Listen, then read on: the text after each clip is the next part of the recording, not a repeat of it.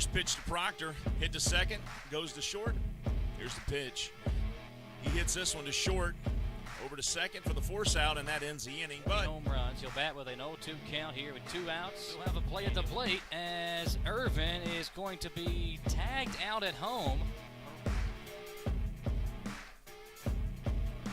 he hits a grounder to second, double play ball. They throw it to second, and he hits this one a ton. Center field going back, and it is out of here. Chris Shaw with a 2-run home run here in the bottom of the first.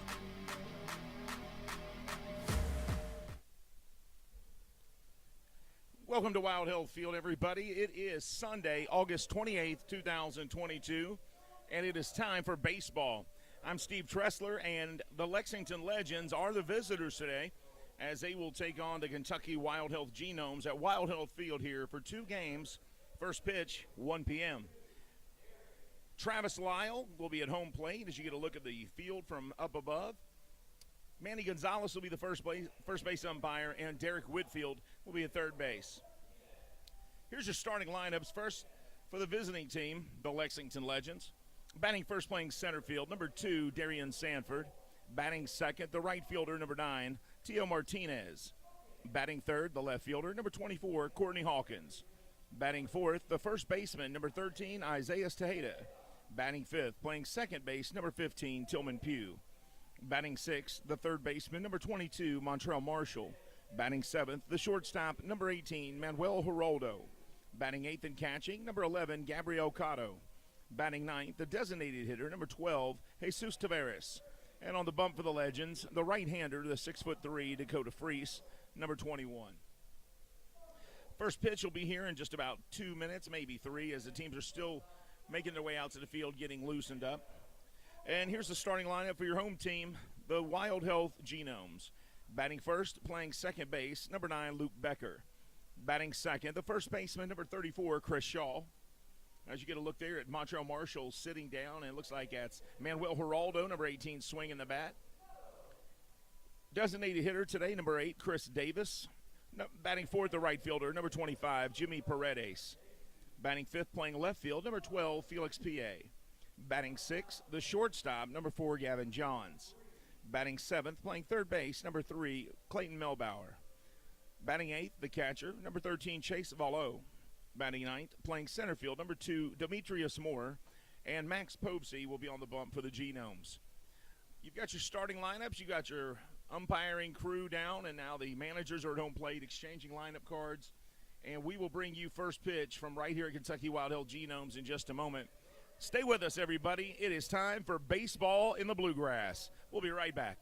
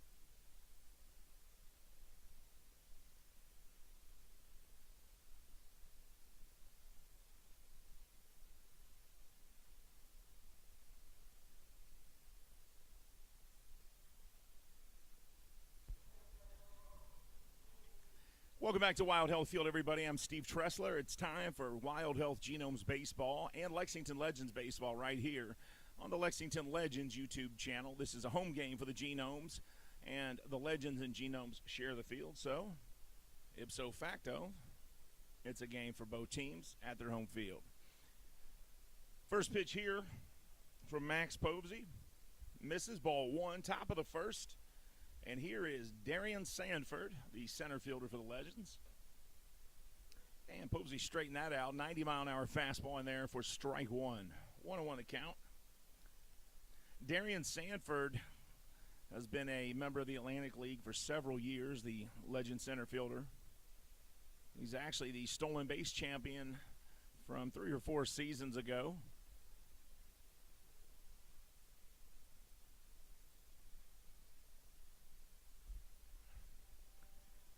Two balls, one strikes to Darian Sanford. Povsey kicks and fires. That one outside. 3 balls, 1 strike. Doubleheader today. First game, as you see right here going on. First pitch was 1 o'clock. Second game, how many minutes after the first we've had? 30 or 45 or something? Typically 30 to 40 minutes after the conclusion of the first game. That one's in there for strike 2. We play the second game, and the fans are still coming in.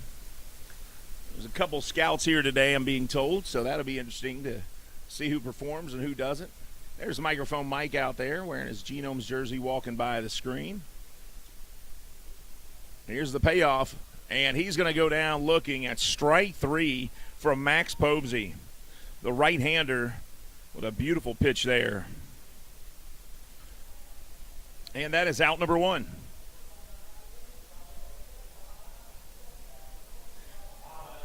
That brings the right fielder and former Kentucky Wild Health Genome to the plate, Tio Martinez.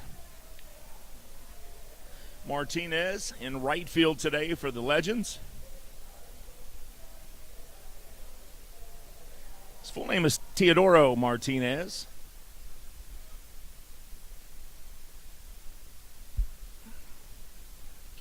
Povsey kicks and fires. And that one in there, missing. Ball 1 to Povsey. Or excuse me, to Martinez from Povsey.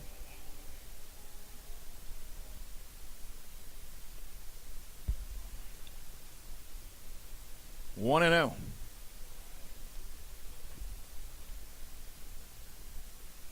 And this one hit straightaway center field. And Demetrius Moore with a running grab made that look way too easy for out number 2.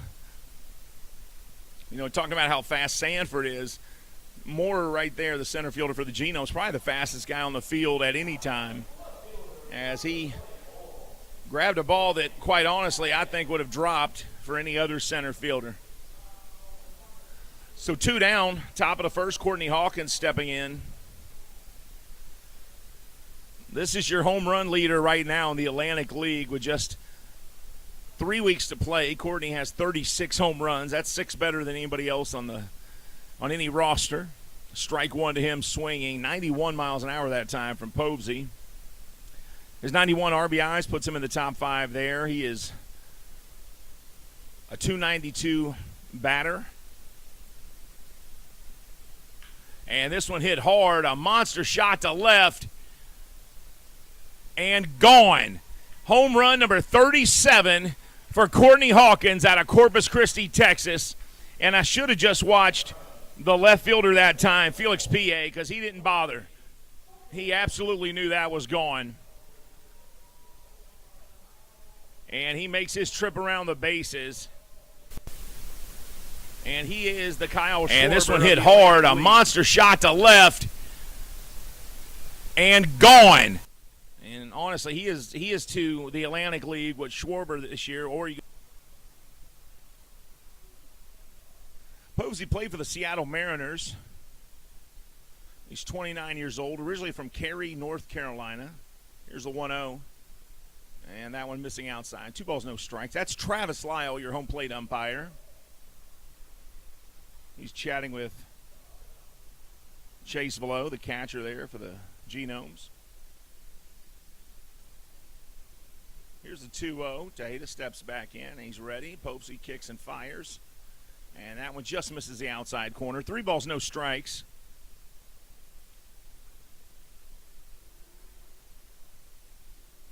Posey actually made his major league debut in June of 2017 with the Mariners.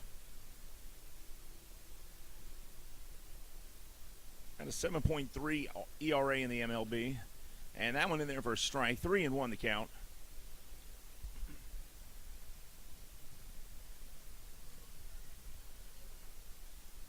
3 balls, 1 strike to Tejeda. Tejeda, a former big leaguer himself. And this one ripped foul. And the count full now to the Legends' first baseman.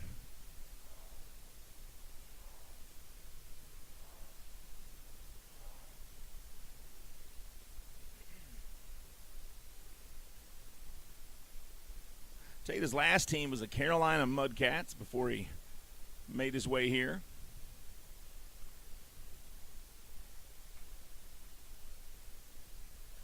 And he hits this one high into the sky, and it'll sail over the Mattress Overstock Warehouse roof as you watch it sail away. Tejeda, 30-year-old from the Dominican Republic. If you ever talk to him, you'll get his infectious smile. He also played for Staten Island at one point and played for York.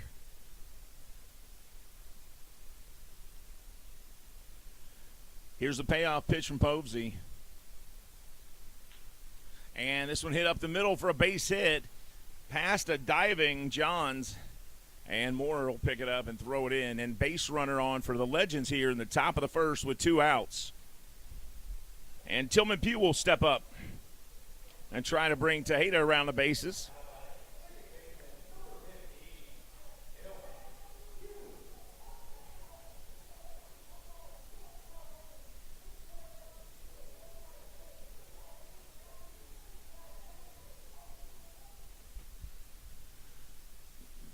Tillman steps in to face Posey.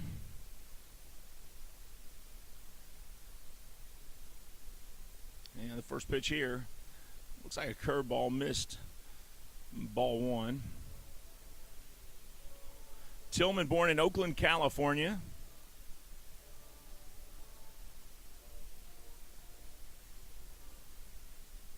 His full name is Tillman Thomas Pugh. And he hits this one high into the sky. It's going to be shallow right. It's sailing into foul territory.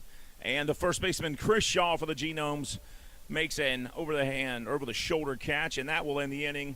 Legends leave 1 stranded, but they do get 1 run on 2 hits. The run coming from the number 37 home run of the year for the league-leading Courtney Hawkins. That's the end of 1 half. Genomes coming up right after this. This is Genomes Baseball on the Lexington Legends YouTube channel, everybody.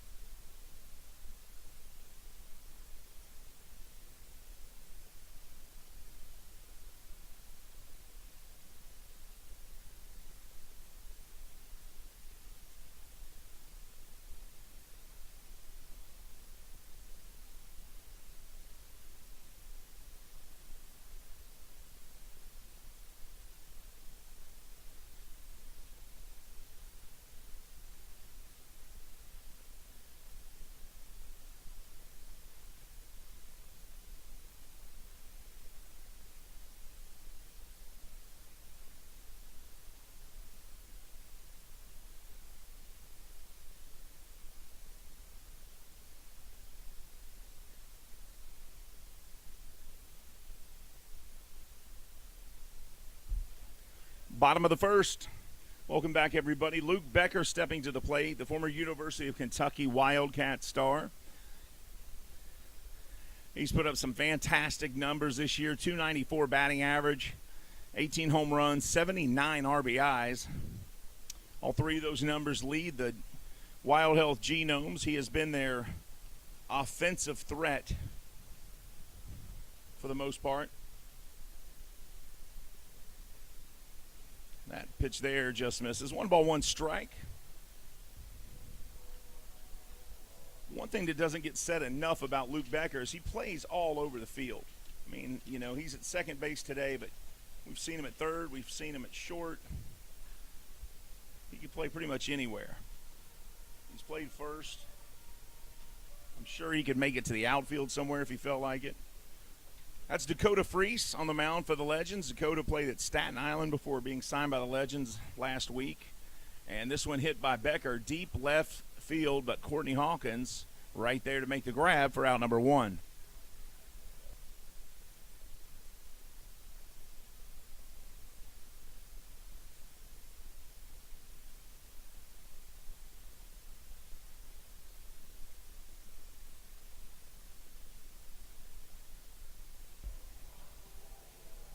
And now Chris Shaw stepping in. The first baseman ended the first by catching a Tillman Pugh fly ball that sailed into foul territory by the first base bag and caught it over his shoulder for out number 3 of the top of the first.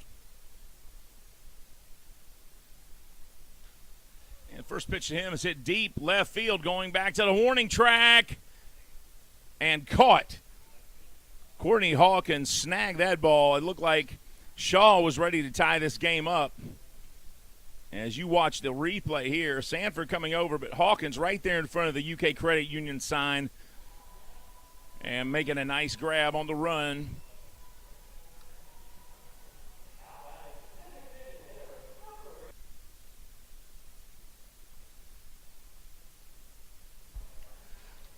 You know what's interesting to me? Chris Davis, the American League home run champion from 2008, who was played for the A's when he did that, comes up to bat,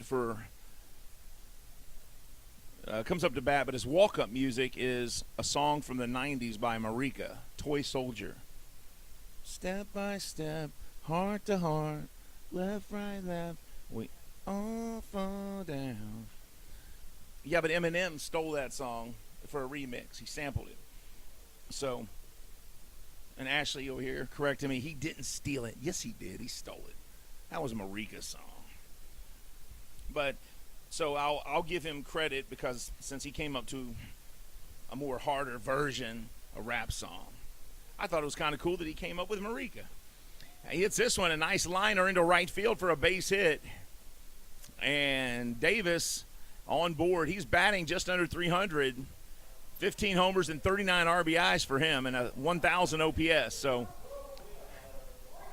6 weeks here in the league, and he's almost among the home run leaders.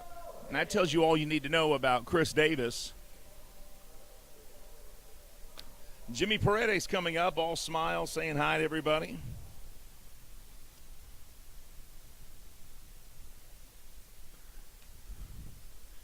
Paredes, a switch hitter. He'll bat from the left side here to face the right-handed Dakota Freese.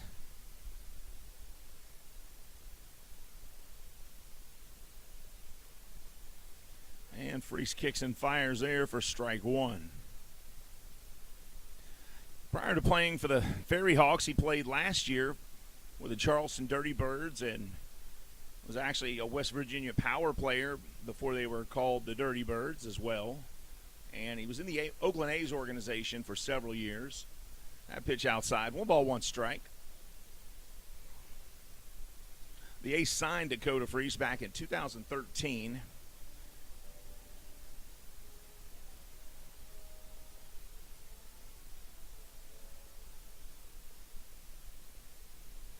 One ball, one strike to Paredes. Chris Davis at first. 2 outs, bottom of the first. Swing and a miss here. Nice pitch. As Paredes went digging for that one and came up empty. Strike two.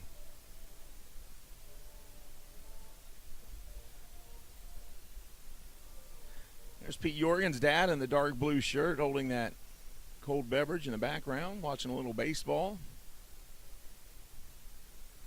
1 ball, 2 strikes, 2 outs. That one inside, and 2-2.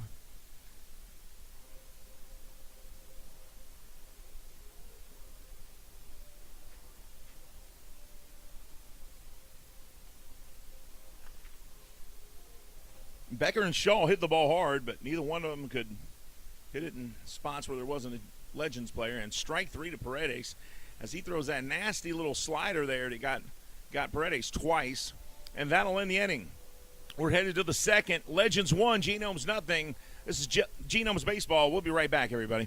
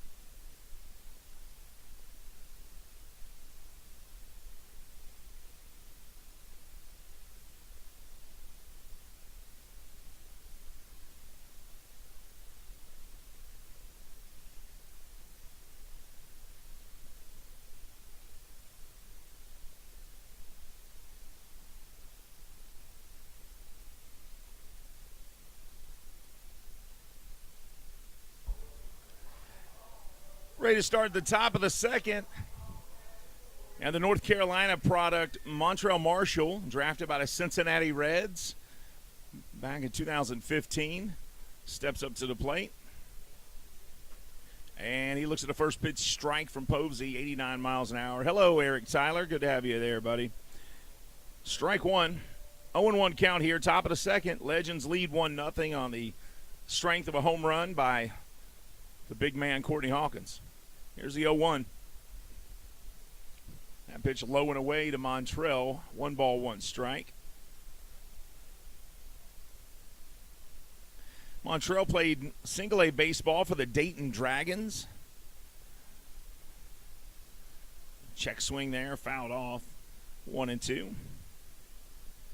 Back in June of 2018, he played for the Mid-East Division All-Stars, and in the All-Star game, he hit a walk-off home run that gave the Mid-East the All-Star win, and he was named the MVP.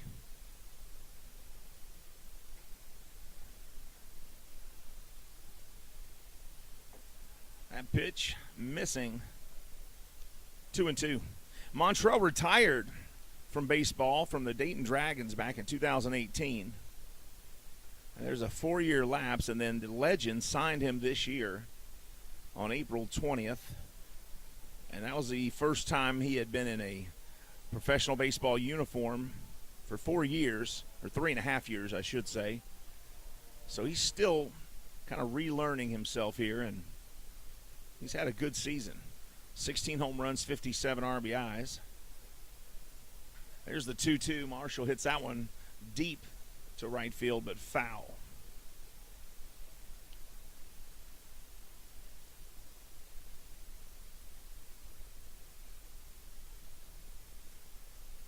Marshall's still a young guy. He's only 26 years old. Started as a first baseman.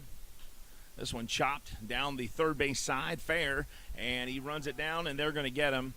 But actually moved to third base and shortstop when he was assigned to the Cincinnati Reds, and he grounded out. So that's out number one.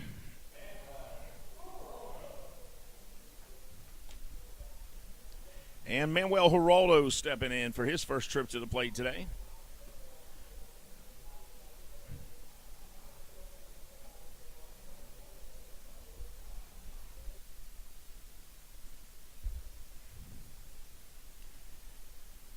Manuel ready to go. Here comes the first pitch to him. And he hits this one right into left field for a base hit.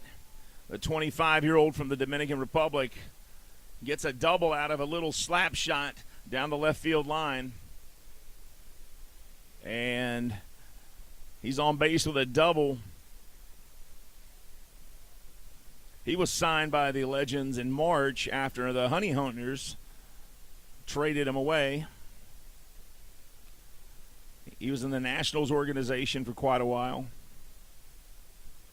So Manuel with a double and waiting on second. Also played in the San Francisco Giant organization for a while.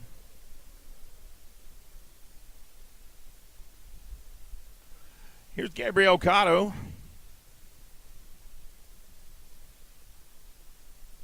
Manuel at second. First pitch high and inside. Ball one to the catcher. Beautiful day here at the ballpark, folks. You got time to come on out and watch a lot of baseball. This is only the second inning of 2 games today. The second inning of the first, and Cotto hits this one deep right field, foul, and it's going to hit the roof over there at the Mattress Overstock Warehouse. And will it come off? That one came off. So a souvenir. Sometimes they get caught up there and nobody wins.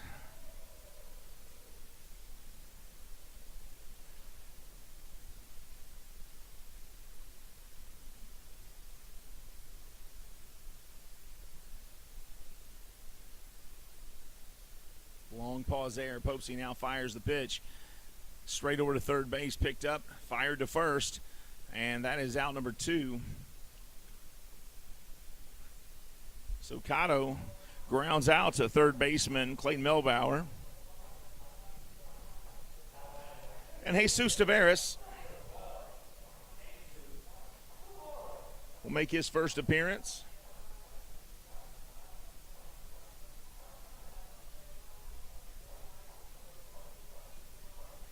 Jesus is the DH.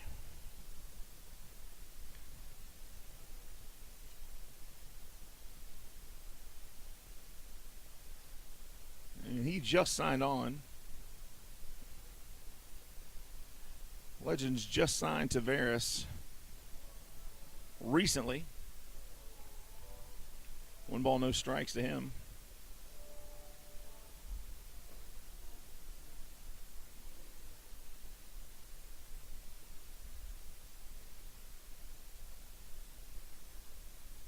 Here's the 1-0.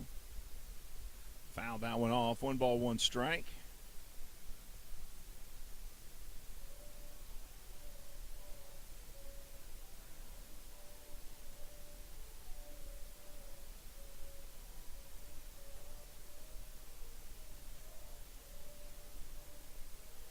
Taveras also from the Dominican Republic. Played for the Rockies Single A affiliate team before making a change and coming over here to the Legends.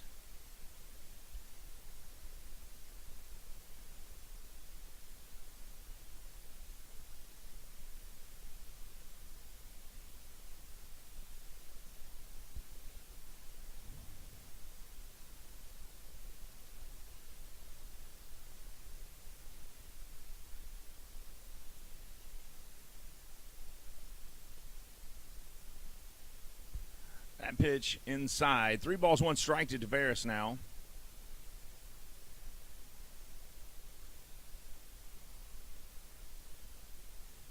Want want to thank all of you for joining us today to watch Legends and Genomes baseball from Wild Health Field in Lexington, Kentucky.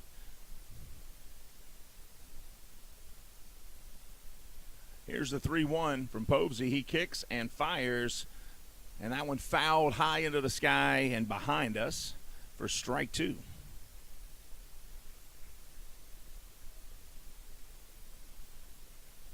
Legends 1-0.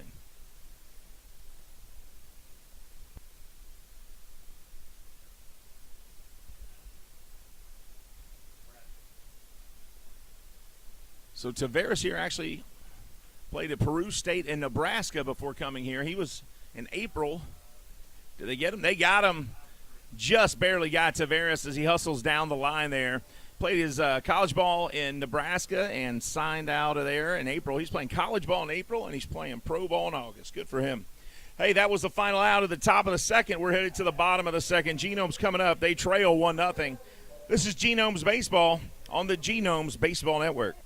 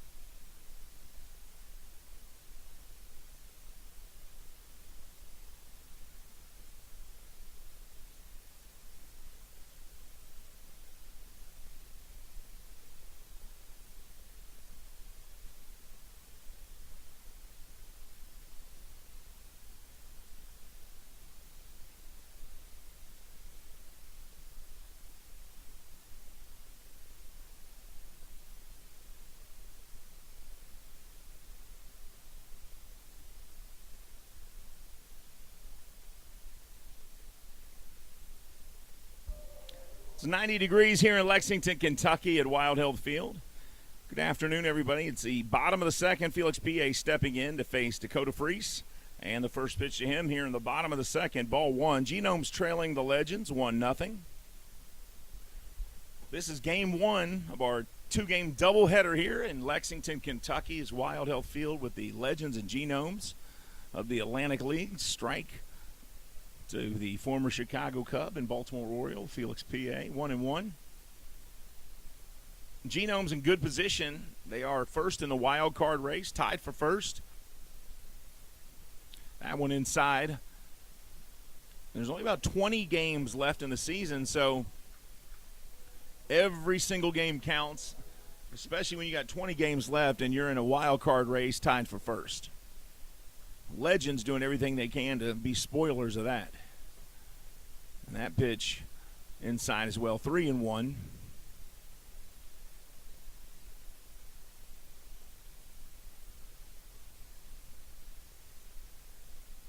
Legends won Friday night 6-1.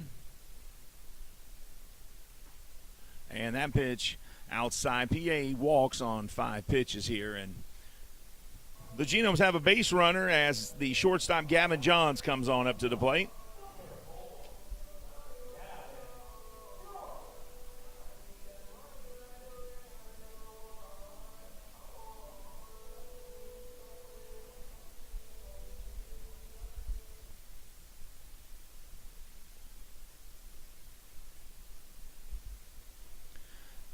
Gavin Johns, son of Craig and Elizabeth Johns. First pitch high, ball one. John's 25 years old.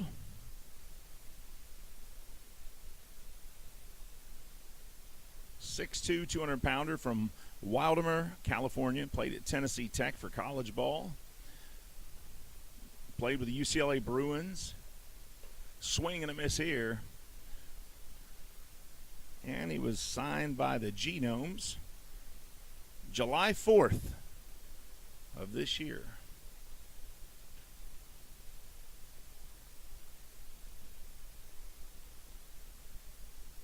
One ball, one strike. Freese out of the stretch. Runner at first is PA. Long pause.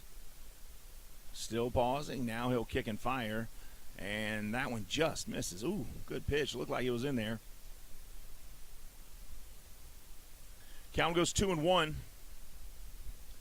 Sun shining, clouds moving through the sky.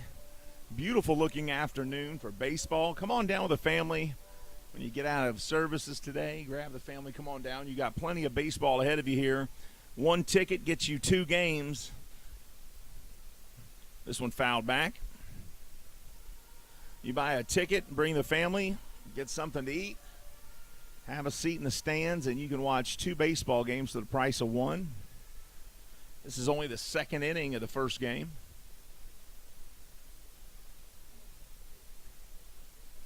Kids are free today because it's Sunday.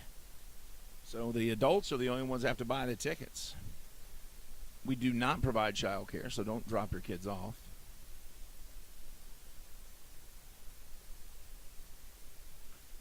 This one chopped down the third base side. It'll go foul. So the count stays 2-2 to Gavin Johns, a shortstop for the Kentucky Wild Health Genomes. Genomes wearing their white pants, light blue shirts with hot pink numbers and black and pink trim. Legends in their home gray with their blue jerseys, green numbers trimmed in white and blue hats. Here's the 2-2 inside. John's out of the way and count goes full 3-2. Gavin's batting .286 this year. No home runs to speak of yet. 18 RBIs. And I suspect he's going to hit his first home run today. Some point today. He's had too many shots to the wall. And I think the odds and the numbers are on his side. I think you can only hit the ball to the wall so many times before one of them leaves the park. Freese out of the stretch. Here's the payoff. Runner goes. A little hit and run going. PA safe at second. Makes a turn to third. He'll stay. They get Johns at first. And there's one out. So they get the out at first, but PA on the hit and run makes it to second base. So a good call there on the hit and run.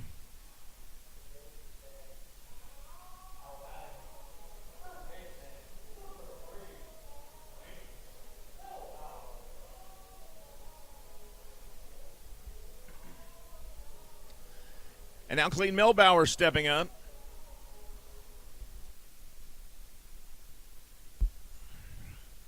Melbauer, .222 batting average, 4 home runs and 18 RBIs. There's Felix PA at second. Curveball misses. 1-0.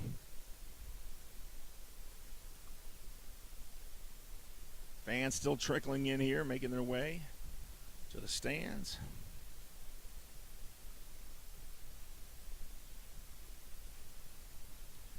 And that one inside. 2-0 to count.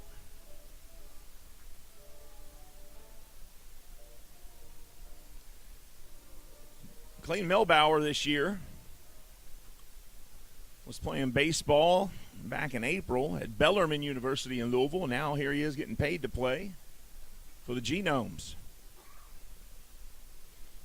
Played high school baseball in Louisville as well. Went to Trinity High School.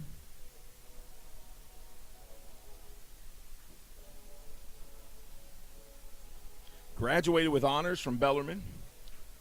So he's not just a good athlete, he's good student.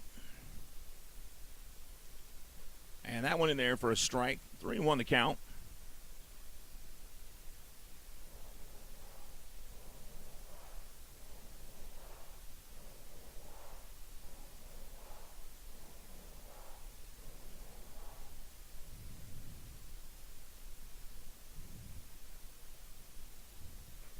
And that one high, and he will take a base. So 2 walks this inning from Freese.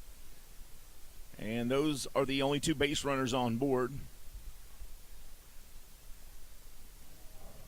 So 2 on, and the catcher, Chase Below, steps up.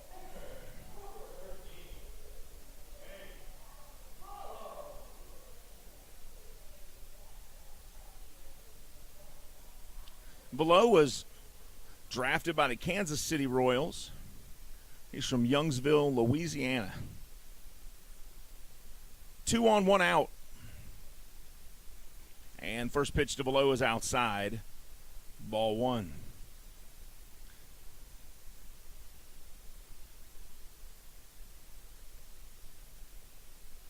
Plays high school baseball at St. Thomas More High School in Lafayette, Louisiana. That pitch misses as well, 2-0. Freese struggling now.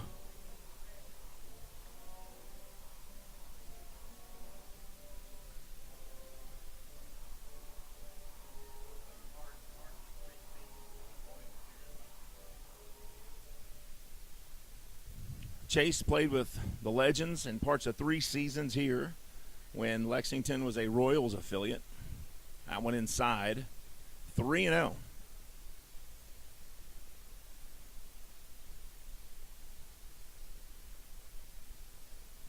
Last 8 pitches, 7 have been balls for Dakota Freese.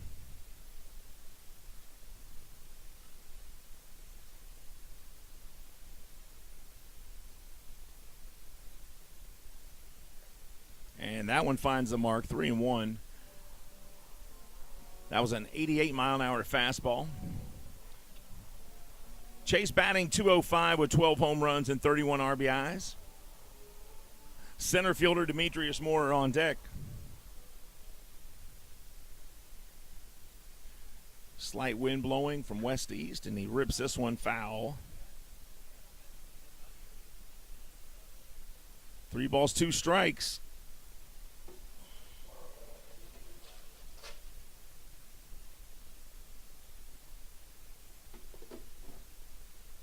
Three-two count, 2 on, 1 out here, bottom of the second.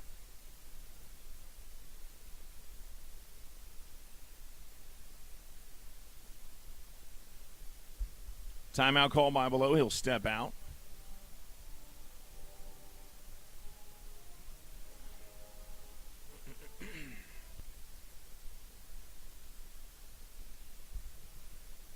Full count. Here's the payoff. Freese from the stretch. Checks his runner at second. That's Felix P.A. Now fires. And, that looked good. But no strike from Travis Lyle. And the bases are loaded.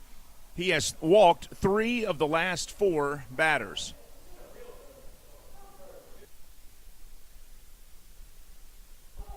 And Coach Garza wants to talk to him, make sure that he's all right, settle him down if he is wound up, or wind him up if he's settled down. You got to do one or the other here because he's got bases loaded with 1 out. That'll do it. Sid makes his way back out, and let's see if the talk helped.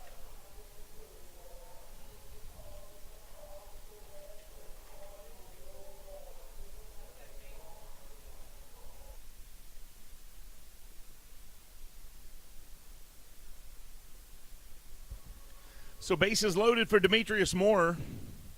Demetrius, .235 batting average. He's got a home run and 20 RBIs.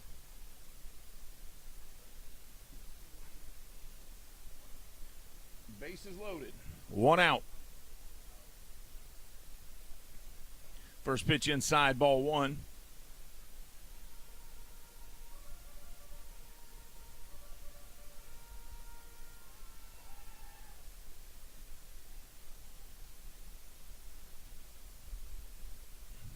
Bases loaded, 1 out, 1-0 count to the center fielder, Demetrius Moore. Genomes trail by 1 here in the bottom of the second. That pitch missing as well inside, 2-0. Dakota's having trouble finding that strike zone. I mean, he is struggling to get him across the plate and get the call. A couple of times it looked like he's gotten it across the plate, but not getting the call for those. Here's the 2-0 to Moore.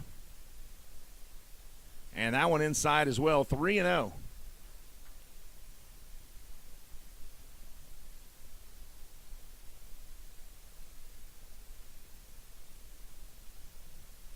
He's thrown 4 strikes in the last 18 pitches.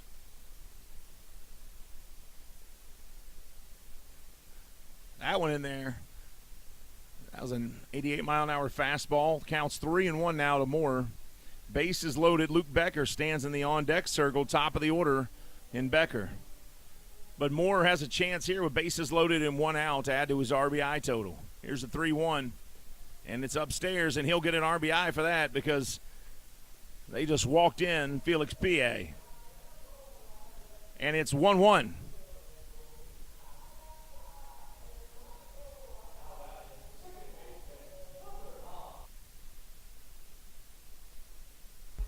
He has walked 5 out of the last 6 batters here. In this inning, there's only been 6 batters. He's walked 5 of them. And the bases are loaded here for Luke Becker, who leads the team in RBIs.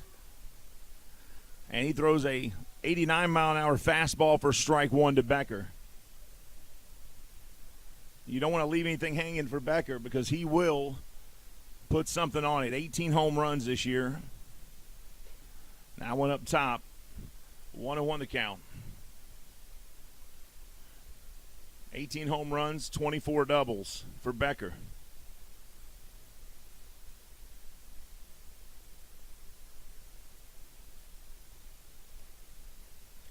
Outside corner, 1 ball, 2 strikes. Chris Shaw in the on-deck circle. Both of these guys hit the ball hard the first time up to left field. And both times, Courtney Hawkins made the catch.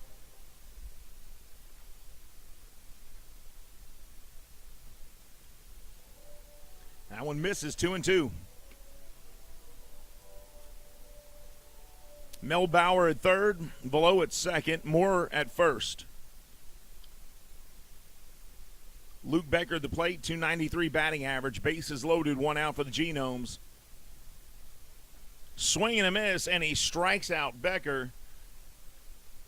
And that is out number 2. That was a big out for the Legends.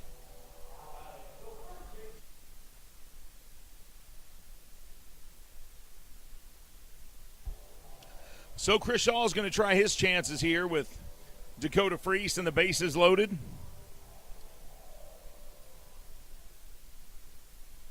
Freese finally able to settle in and get those over the plate and got Becker swinging. If he can get out of this jam, that's saying something. Swing and a miss from Shaw, and he's ahead 0-1 now.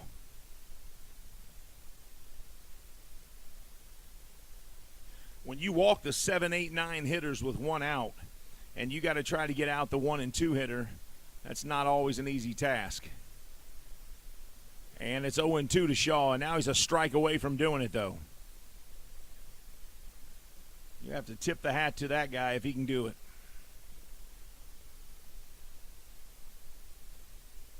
And here's the 0-2. Shaw gets a little bit of bat on that one and fouls it off and stays alive at 0-2.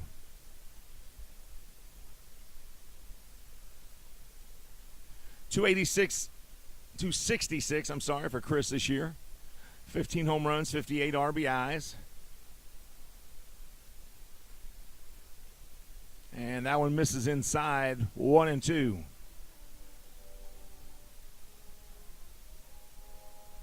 I mean, just a gorgeous day out here today. This is beautiful. It does not get any better than this weather. It's hot, but not too hot. Check swing there. Did he go? No check down to first. 2 balls, 2 strikes.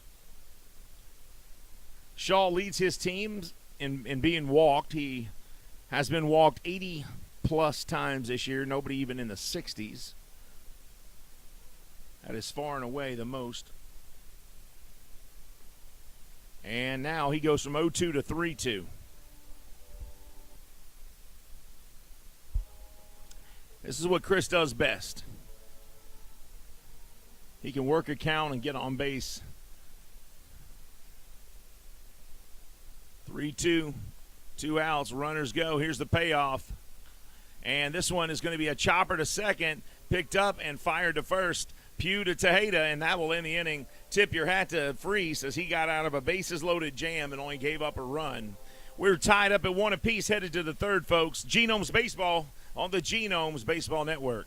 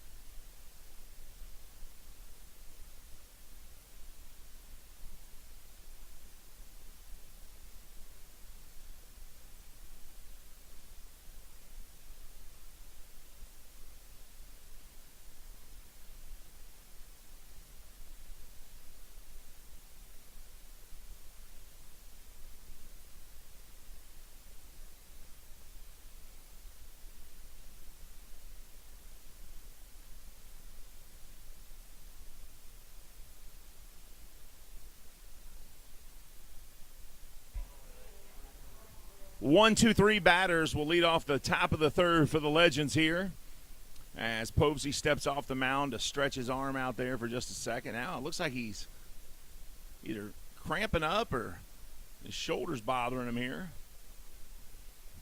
Boy, now he's walking away from the mound again. Something's going on there. Chris Shaw coming out to talk to him. And so Chris Shaw's trying to help stretch out the pitcher there. And Mark Minikasi comes out, the manager, the trainer. Let's see what he's. It looks like they're trying to rub that shoulder blade maybe. And yeah, I think you're right. Hugh Davis just said that, there was another game where he was having some issues there too as well. Could be just some cramping. So he's going to try to throw a couple warm-ups here.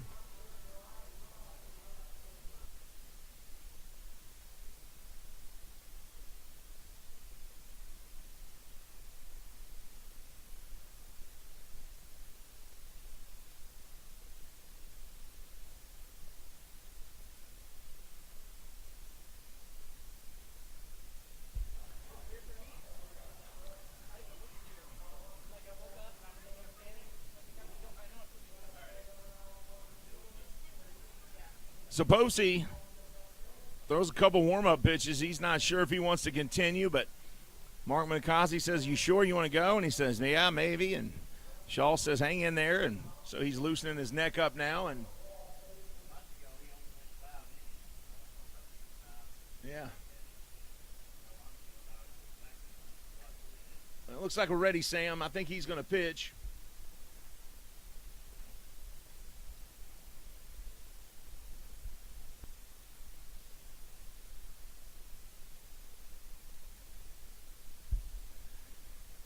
Here's the first pitch of the third to Sanford. Little bunt down. Posey grabs it, fires to first, and he's not going to get him. A base hit for Sanford, and what a smart play. The guy's having trouble throwing the ball, and you bunt it right to him. So hats off to Sanford for a bright idea there. And he will bunt his way on.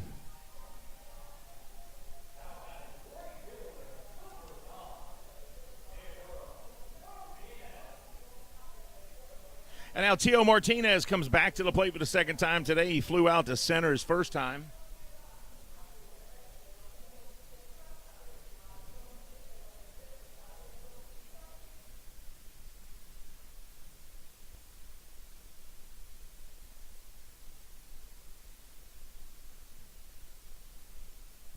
First pitch outside, ball one to Tio.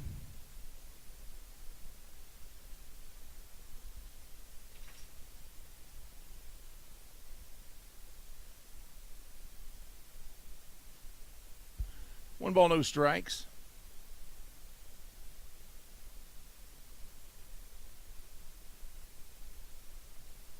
Sam, you're doing a great job there at home plate with the camera. He's the only camera operator who uses complete sentence and doesn't just spit out sentence fragments when he's talking. A lot of those guys feel really rushed when you talk to them, and so they just spit out different words and utterances, and sometimes not even words, sometimes just sounds, just and zuz. But Sam uses complete sentences, and I'm grateful for that. Even when he texts, he'll put an exclamation point on something, or a semicolon if it's a follow-up question with a split participle. He also uses split infinitives when he talks, and he says, "Well, excuse the split infinitive, but I'm tired of all this, gosh darn, whatever." And people that talk for a living are grateful for that, so thank you, Sam. He's completely ignoring me, as he should. One ball, no strikes, a couple throws over, and there goes Sanford. They try to keep him on, but they don't, and he's safe at second. And that's what he did best for years and years in the Atlantic League, and now he's back at it. One ball, no strikes.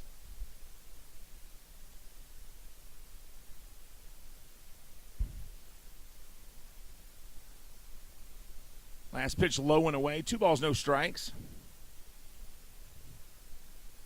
Martinez, the former Wild Health Genome at the plate, now a Lexington legend.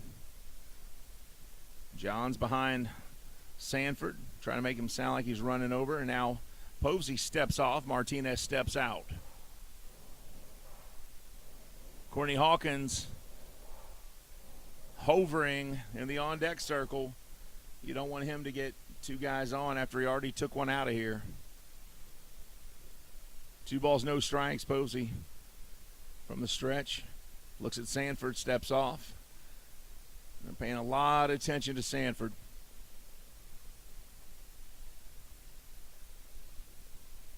Now, does he have any children? Does Sanford have any sons? Yeah, you get it. Here's the pitch. This one ripped into right. Is it going to stay fair? It does not. Foul ball, Tio Martinez, in the count 2-1.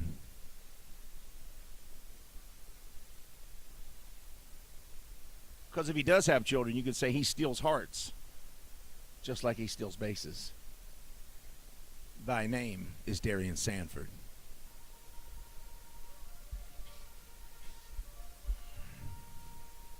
Two balls, one strike, no outs here. Top of the third. Tie score in Lexington, Kentucky at Wild Health Field between the Lexington Legends and the Wild Health Genomes. 1-1. One on, nobody out. And the 2-1 is outside. 3-1 now to Martinez. Sanford at second. Courtney Hawkins on deck. Tejada in the hole.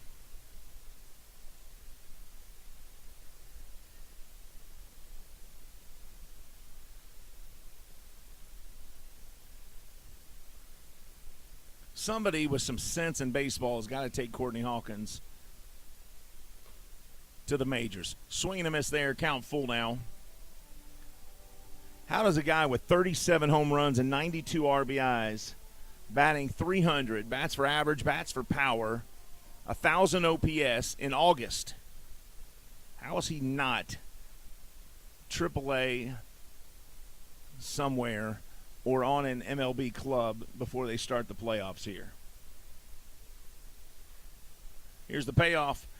Martinez hits this one foul, and he stays alive. If it's a doubleheader, Hugh, are we allowed to drink alcohol in the second game? I know you all can't, but I'll have to check on that. I didn't read the packet we got, so maybe it's in there. 3 balls, 2 strikes. Top of the third, tie score here in Lexington. Here's the payoff pitch to Teo Martinez. Povsey from the stretch, kicks, fires. Martinez chops it over to third. Melbauer grabs it, fires to first. They get 1. Sanford stays at second. And a 5-3 out, and that brings Courtney Hawkins to the plate. 1 on, 1 out as Martinez grounds out to third base.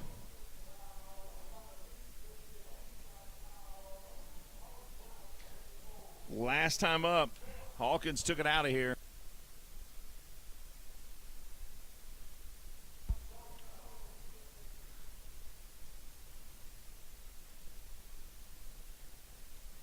I wonder if he'll get something to hit this time because he took a 1-1 pitch out of here last time.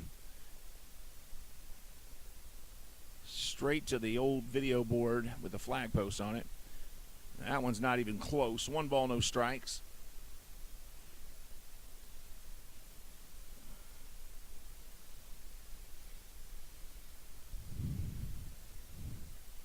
And the Genomes send a whole bunch of gnats towards Courtney. He has to swat them away. That's uncalled for. He's just trying to play baseball, guys. Come on. Here's the 1-0. Sanford, big lead at second. Now steps back to second. Povsey steps off. Courtney, 294 batting average. I already told you 37 home runs, leads the league, 92 RBIs, OPS of 1010, over 1,000. You know, it's interesting. His OPS is 1010. John 1010 says to live life abundantly. And here's a guy who's hitting the ball and living abundantly out here on the field with 37 home runs and 92 RBIs. That is your Sunday faith and family scripture. That opinion only reflects me and not those of Lexington Legends or Kentucky Wild Health Genomes Baseball. Swing and a miss, strike 1. 2 balls, 1 strike now to Hawkins.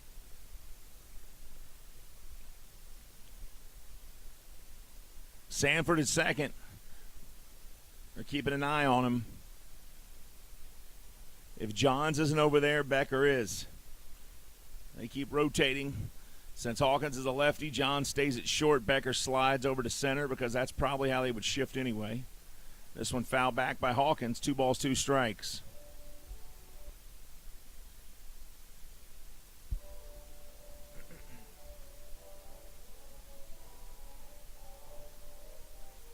Don't forget the game, folks, is a doubleheader today. So this is only the first game.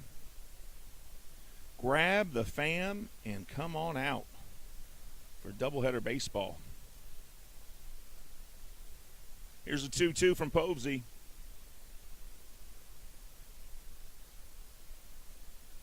Inside, and the count goes full 3-2.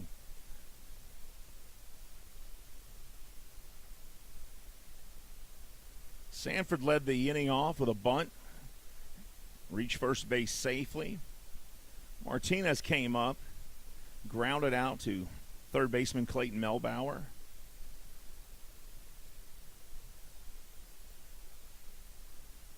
And now it's Hawkins' turn. Oh, got him on a change up there. Strike 3. And that is out number 2. Good pitch.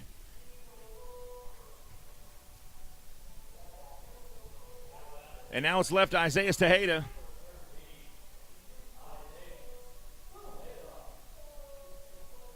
Tejeda, 248 batting average, 22 home runs, 64 RBIs.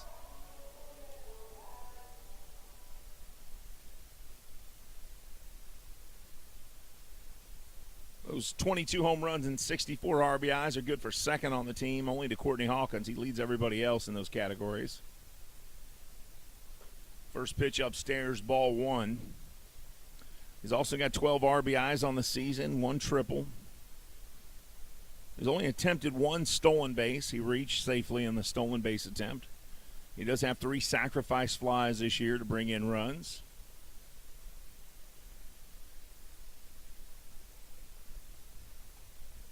Here's the 1-0. Misses. 2 balls, no strikes now to Tejeda.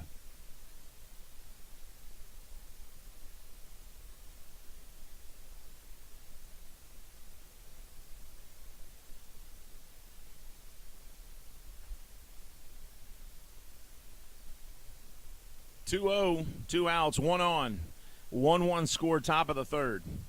Max Povsey on the mound for the Genomes. Isaiah Tejeda at the plate. And that one missed the corner. Count goes 3-0.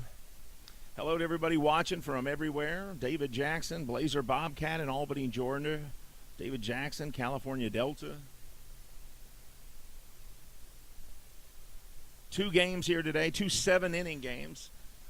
The Atlantic League rules, if you have a doubleheader, both games will be 7 innings. You want to wear the guys out. This one hit deep, left field by Tejeda, high in the sky as it got the room. Goodbye! A 2-run blast for the first baseman, Isaiah Tejeda. And that is home run number 23 and RBI 65 and 66 for Isaiah Tejeda.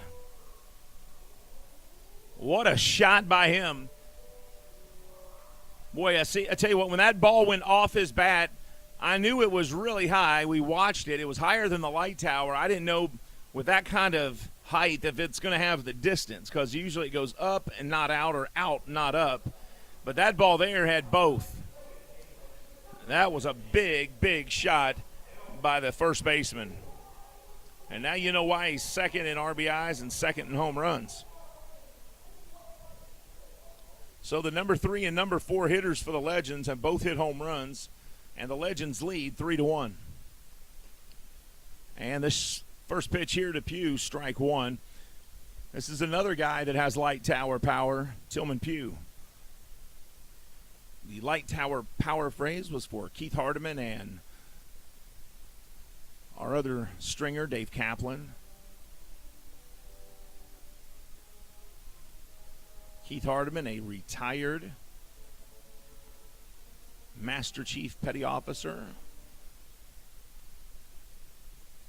Dave Kaplan, a nice guy that smells like cabbage. Swing and a miss here from Tillman Pugh. 1 ball, 2 strikes. And that's okay, too. Both those gentlemen doing a fantastic job here. I'm teasing Dave.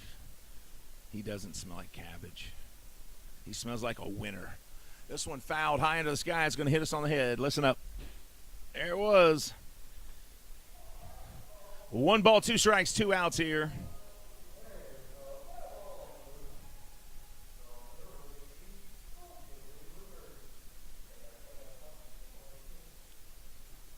Povsey a strike away from getting out of the inning.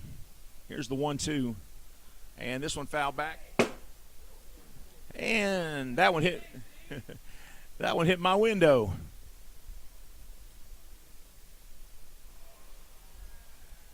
One ball, 2 strikes still.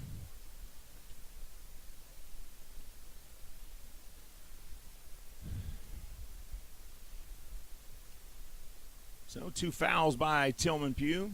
1 on top of my head, 1 in my face. And this one outside, 2-2. But Pugh doing a good job of keeping himself alive by fouling those pitches in the strike zone out. He's a 250 batter. He has 13 home runs of his own, 46 RBIs.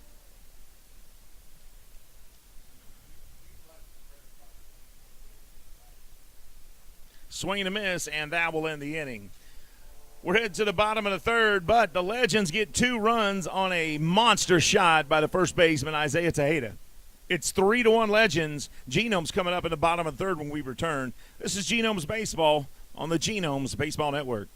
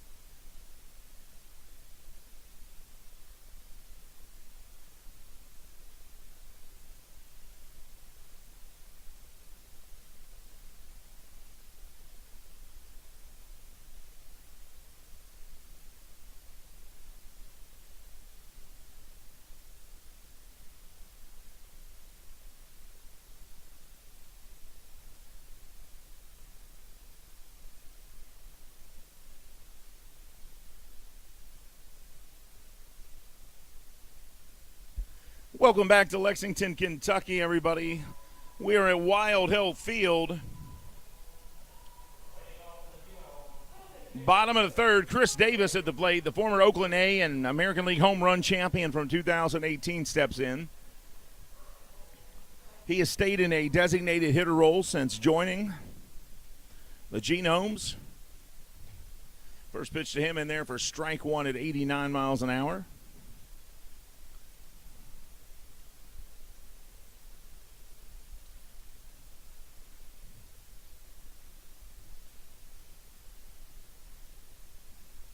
That pitch is inside. 1 ball, 1 strike. In 6 weeks of baseball in the Atlantic League, he's batting .295. 15 home runs in about 35 games. So 1 home run every 3 games, and 39 RBIs, OPS of 1022. That one in there, strike 2. As a pitcher in the Atlantic League, if you've never been to the majors and you face a guy like Chris Davis, I'm sure you get fired up for it because you want to prove it to yourself that you belong and you can compete against those guys. Swing and a miss, and Dakota Freese saying, I know I can do it, as he strikes out Chris Davis, and that's out number 1 here in the bottom of the third.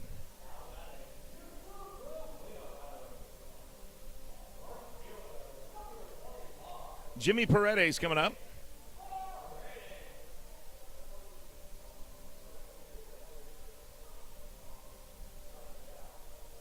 He struck out his first time up.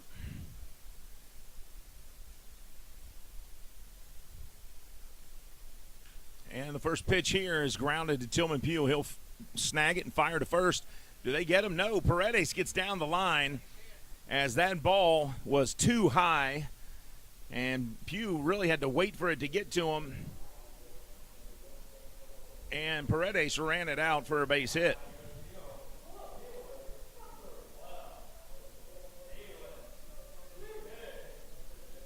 Here's Felix P.A. with a runner on first and 1 out. P.A. steps in.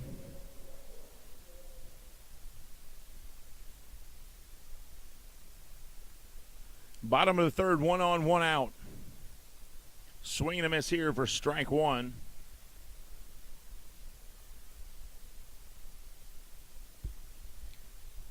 PA played several years in the major leagues, batting .247, 9 homers, 34 RBIs. Looks like he has lost quite a bit of weight since he was here last. That one inside. 1 ball, 1 strike. More and more people streaming in here for the game today. It's good to see.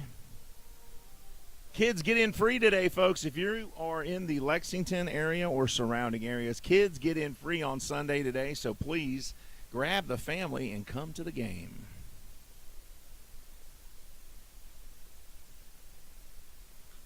PA hits this deep right field, going back. There's going to be room for it, and making the catch out there. And that is out number 2 as Tio Martinez sends PA back to the dugout. 2 outs, and now the shortstop, Gavin Johns, is going to try to do something here to get the base runner around for the Genomes as Paredes is hanging at first base. Davis struck out. PA fly ball to right. 1 on, 2 outs. Johns hits this one straightaway center, shallow coming up, and not able to grab it as Sanford. Martinez backs him up and throws it in to short. Geraldo catches it, but Paredes able to get to third base. So now runners on the corners for the Genomes. They trail by 2. But there's 2 outs here in the bottom of third. You see the effort by Sanford. Good job by Martinez backing him up.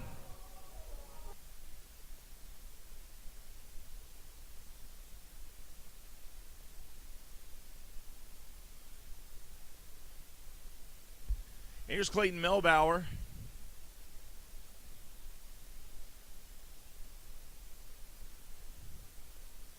Runners on the corners, 2 outs.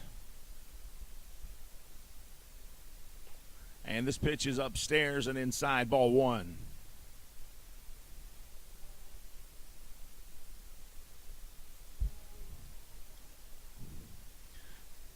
Paredes at third. Johns at first. 2 outs for Melbauer.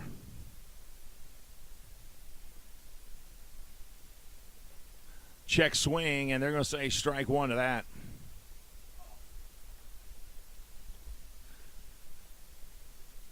One ball, 1 strike, 2 outs. Bottom of the third, Legends with a 3-1 lead. A solo shot by Hawkins in the first, and then a 2-run blast in the top of the third by Tejeda is where their runs came from. Swing and a miss there, and that'll be 1 ball, 2 strikes now to the third baseman, Melbauer.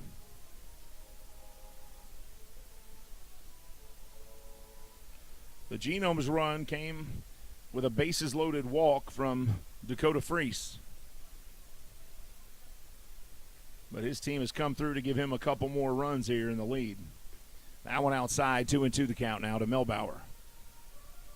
Melbauer, a product of Louisville, Kentucky, played high school at Trinity High School in Louisville, played for the Shamrocks, went on to play at Bellarmine, was a 5th-year senior at Bellarmine University. One of the highlights of his career, hitting a home run against number 1 ranked Tennessee on a pitch from their prized pitcher. He had a 103-mile-an-hour pitch out for a home run. And think about this, Melbauer was actually playing college baseball this year in April, and here he is in August getting paid and playing ball for the Genomes. Full count, 2 outs. Here's the payoff pitch from Freese. He fires, and it misses, and now bases loaded.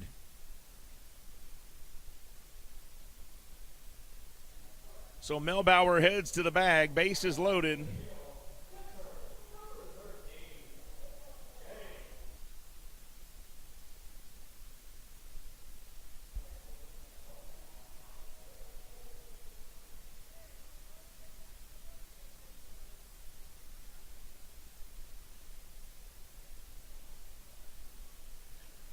Bases loaded, 2 outs.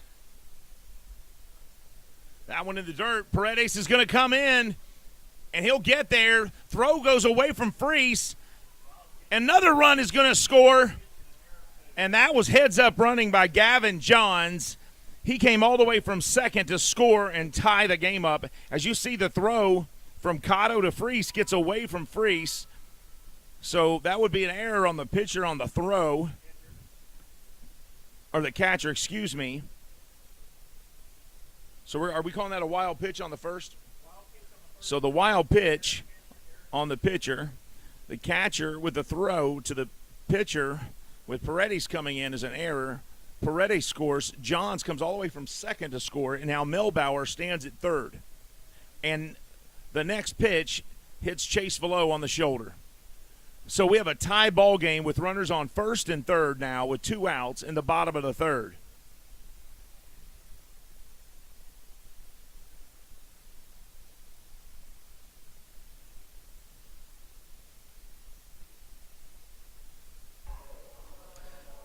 So tie ball game, runners at the corners, 2 outs.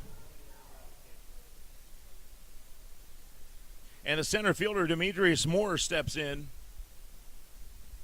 Demetrius batting .235 with a home run and 21 RBIs. Played high school ball in Miami, Florida. First pitch outside, ball 1.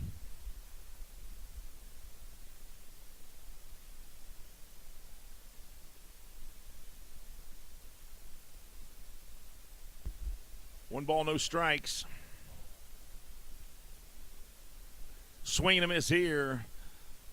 And it's 1 ball, 1 strike. Hello, Rita Franklin. If you are watching in Dayton, Ohio, Demetrius' mom, hello to you. Genomes tie the game up here on a wild pitch. So all their runs have not been hit in. I mean, they walked in a run and then a pass ball and 2 score. That pitch missing, 2 balls, 1 strike. And the Legends, they've had to earn their runs.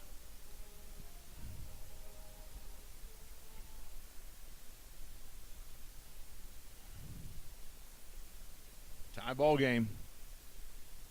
Genomes with a chance to take the lead. Here's the 2-1. And that one in there grabs a corner. 2 balls, 2 strikes.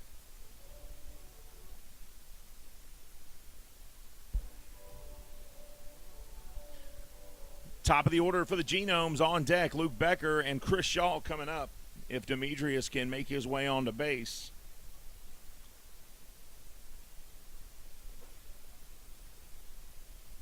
Timeout. Moore steps out. Freese steps off the mound.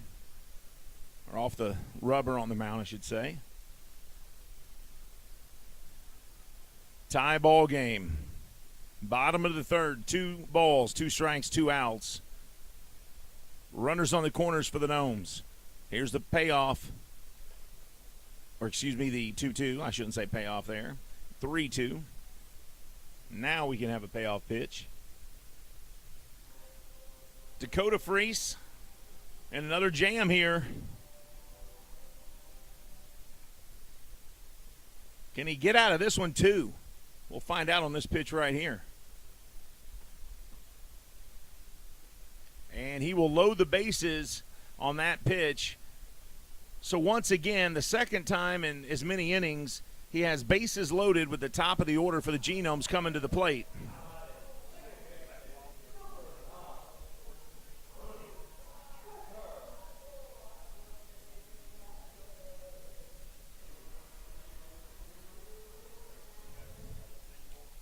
Dakota Freese today versus the 7, 8, and 9 hitters. Here's the first pitch to Becker, swing and a miss, strike 1. But Dakota Freese today versus the Genome 7, 8, 9 hitters, they've had 6 at-bats between the 3 of those hitters. He has walked 5 and hit 1. So he's 5 times walked the 7, 8, 9 and hit 1. And Becker chops this one over to first. Tejeda, nice grab. And that will end the inning. And he's out of another jam thanks to the defensive play of the first baseman this time. Tie ball game, folks. We're headed to the 4th. Genomes 3, Legends 3. We'll be back with more baseball from right here at Wild Hill Field right after this.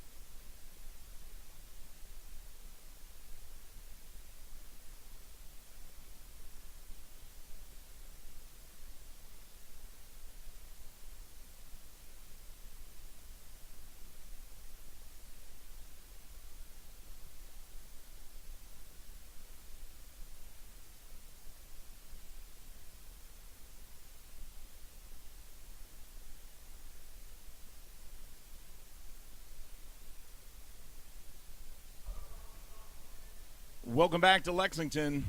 Top of the fourth, Montreal Marshall, the third baseman, will lead off for the Legends. Here's the first pitch from Povsey, and he hits this one foul, and it's 0-1. Marshall 16 home runs this season and 57 RBIs.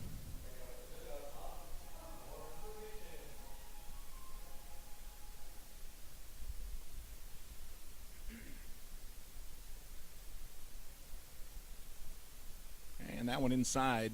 1-1 strike. Povsey today, 62 pitches. That's right about where you want your starter to be as he begins the fourth inning. It's on the high end, but he's still within striking distance of that load management that all the teams go by today.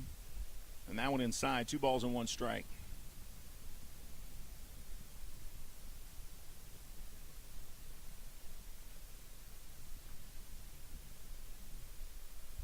Here's a 2-1.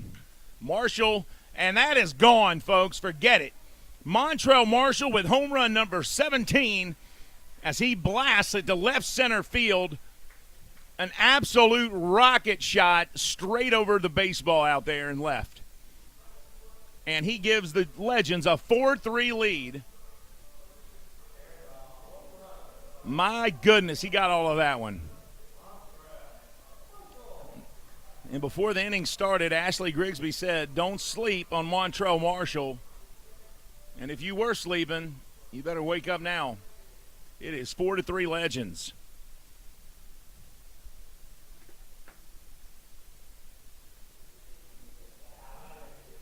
Manuel Geraldo will come back up. He doubled to left his first time up.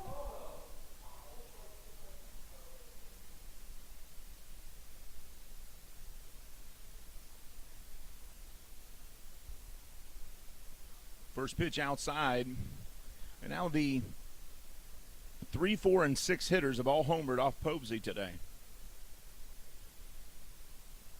That one inside, 2-0.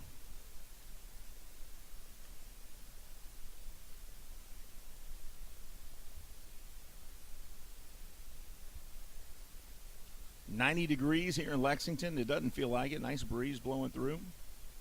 Outside, 3-0.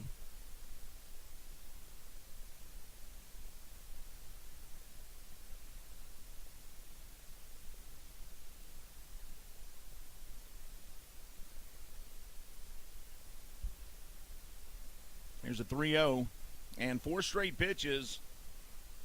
So after Montreal Marshall sends one out of the field of play here, Povsey unable to find the strike zone against the next batter, Geraldo. So that homer may have rattled him a little bit. As Gabriel Cotto will come up for his second time at the plate. He grounded to third and was thrown out. Legends lead 4-3, runner on first and nobody out. And that pitch is in there for a strike, and he's settled down now. Cotto behind 0-1.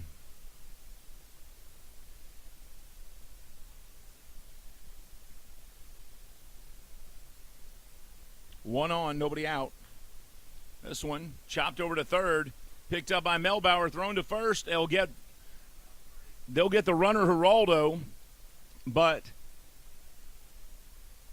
they'll get the runner there, Cotto, but Geraldo makes it to second. So runner on second now, one out.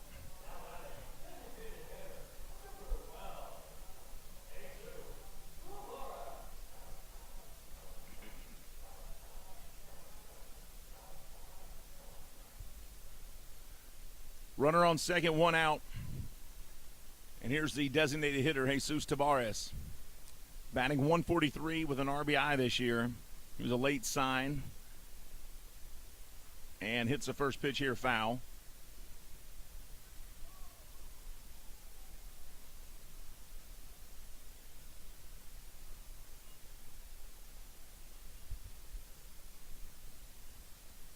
Oh and 1.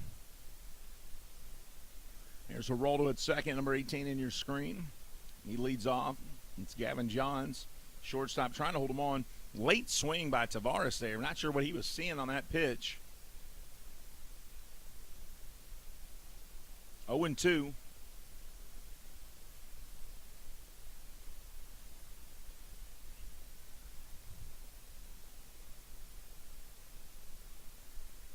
Roller leads off. Here's the pitch. This one chopped over the pitcher's head and grabbed over at second by Becker, but not in time. And Tavares runs it out for a base hit. Geraldo makes it to third, and now runners on the corners, one out for the Legend. As the top of the order will come up in Sanford.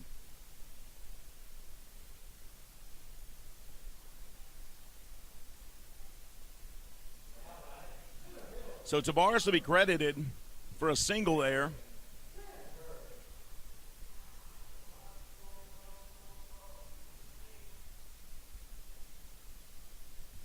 Runners at first and third for Sanford, the leadoff hitter. One out, top of the fourth for the Legends as they lead 4-3 here. And the first pitch to Sanford hits the outside corner, strike one. Sanford didn't agree.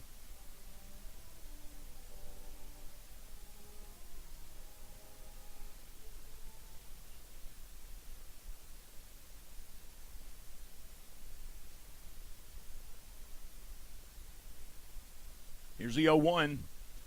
Sanford smacks this one, little bloop shot, and it drops into center field. And the runner scores. Geraldo comes in from third, and it's a 5-3 Legends lead now with runners at first and second. And give a hit to Sanford, his first hit of the game. A little bloop single was enough to bring the runner in from third.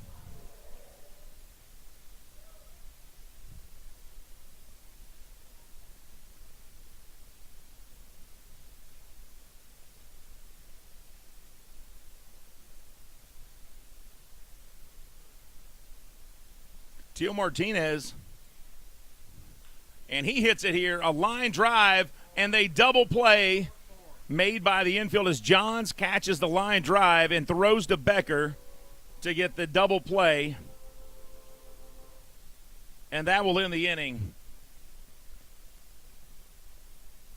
as they catch Tavares before he gets back to second.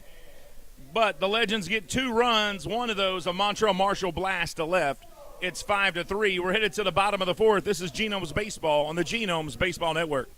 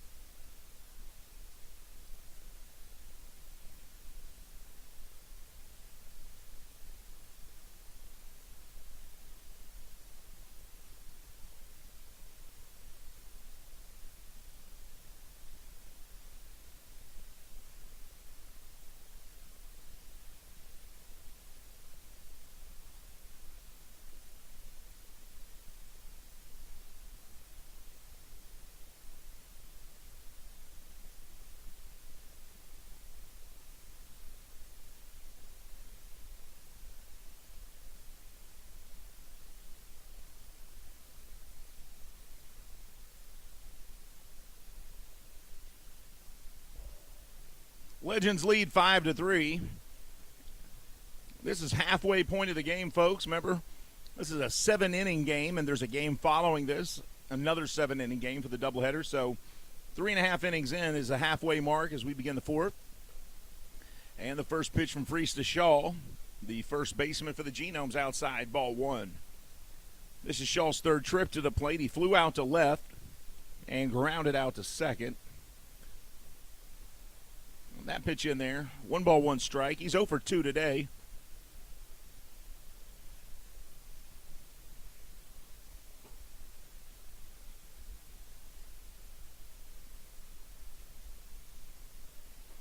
Swing and a miss here.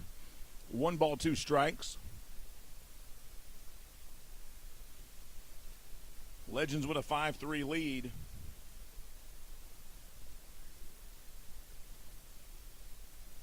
Here's the 1-2. And struck him out.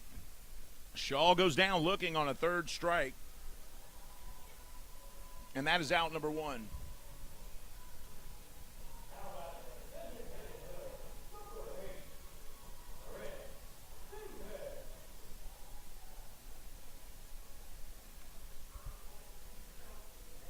Chris Davis coming to the plate. He's 1 for 2 today with a single to right. Freese kicks and fires. Check swing. And they say he didn't go around. 1 ball, no strikes.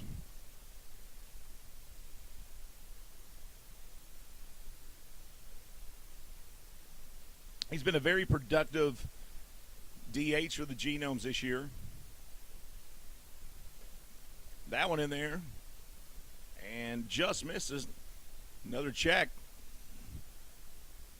First base umpire Manny Gonzalez says both times no, he didn't go around.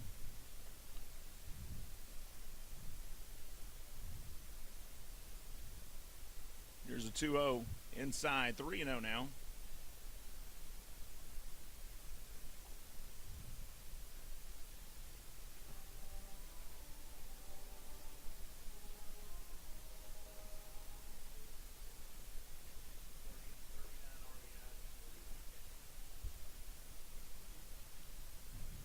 We told you he's been a productive DH, 39 RBIs in 41 games, not too bad. That one hits the outside corner, 3-1 now as Freese finds a corner on that fastball there at 91 miles an hour.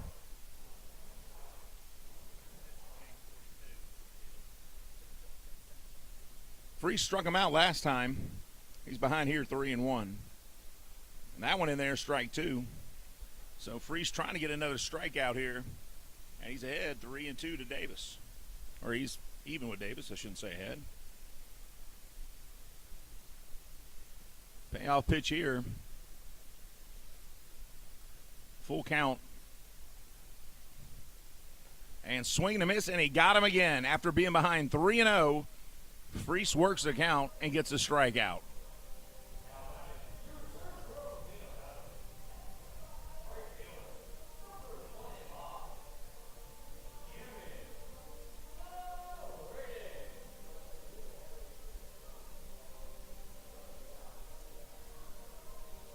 Here's right fielder Jimmy Paredes. He ran out a hit to second base and got a single his last time up. Prior to that, he struck out swinging. 2 up and 2 down for Freese here. Swing and a miss here. This would be the first inning. If he could retire all 3 batters, he would get 3 up and 3 down.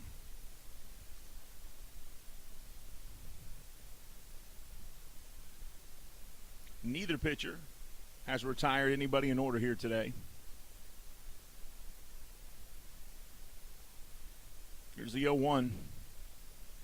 Paredes rips this into the corner, and there'll be no 3 up and 3 down here as Paredes turns first, headed to second. Martinez picks it up, fires it in, and Paredes in there easily with a stand-up double. So runner on second, 2 outs for Felix P.A.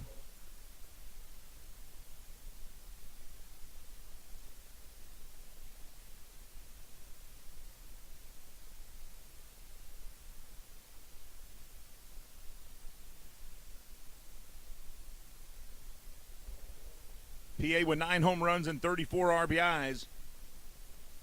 He represents a potential tying run for the Genomes here in the bottom of the 4th.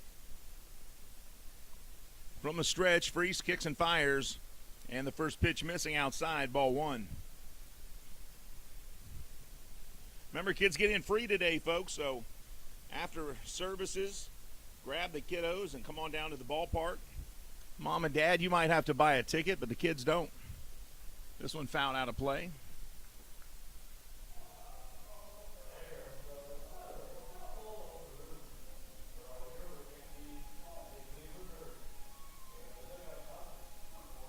One ball, one strike.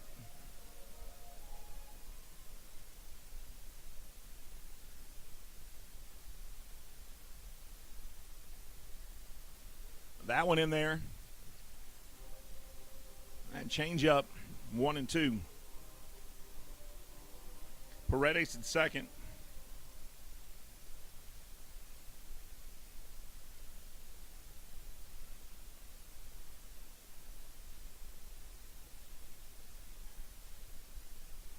That one almost hit him, and the wild pitch will send Paredes to third with no throw.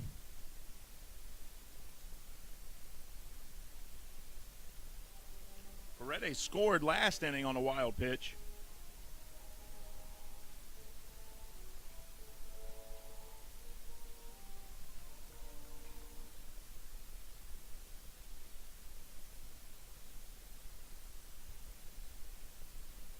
Two balls, two strikes. Friese strike from getting out of the inning here with no damage, and now he's going to step off the rubber after shaking off a few signs, and now he steps back in. He's ready to go. Here's the 2-2 to PA. And that one missing outside. Full count now.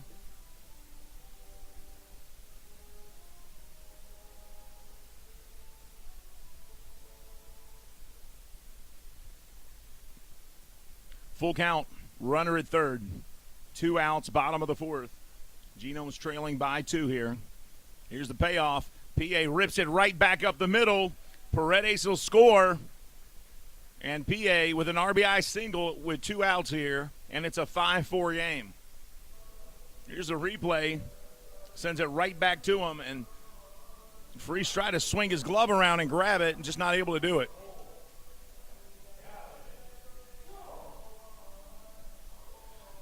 John's last inning tied the game up on that passed ball, that wild pitch. Scoring from second all the way home. He represents the go-ahead run here potentially, as Felix PA on first is the tying run. Runner on first, 2 outs here. He hits this one straight away, right center, off the wall. Tying run coming to the plate. Tillman Pugh's throw goes over the catcher's head against the backstop, and Gavin Johns ends up at third. So the Genomes tie it up on a shot by Johns that bounced off the wall, and he somehow made it to third after a missed throw.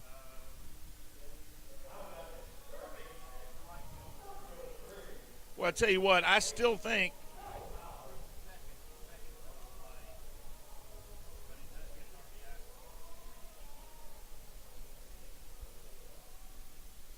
and that might be all.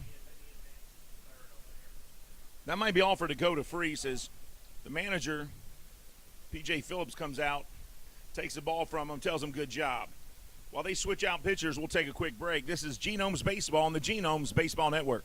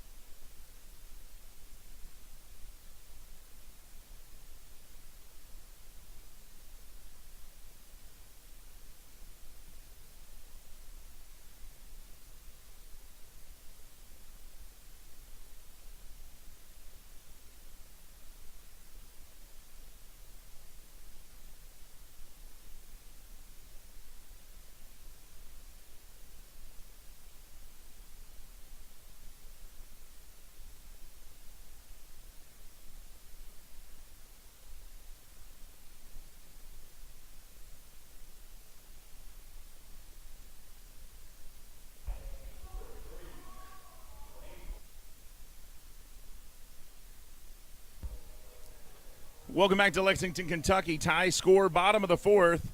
Yeremil Geraldo, the hard-throwing right-hander, comes in. You can't close the book on David Freese just yet, as Gavin Johns at third base. He's still responsible for Gavin. First pitch from Geraldo, 95 miles an hour, misses the strike zone. Ball one here to Clayton Melbauer. He throws about 10 miles an hour faster with that fastball than Freese, so this is not a welcome change for the Genomes. This one outside, 2-0. Now, because the Legends have brought in a different pitcher and changed pitchers out before the fifth inning, they do lose their designated hitter. So the DH is done for the Legends. So goodbye to Jesus Tavares. Here's the 2-0. And this one chopped over to Montrell Marshall. He grabs it and fires to first, and they get the fleet of foot, Clayton Melbauer, and that will end the inning. Now you can close the book on Freese. We're headed to the fifth, tie ball game. Legends 5, Genomes 5. We'll be back with more Genomes baseball right here on the Genomes Baseball Network.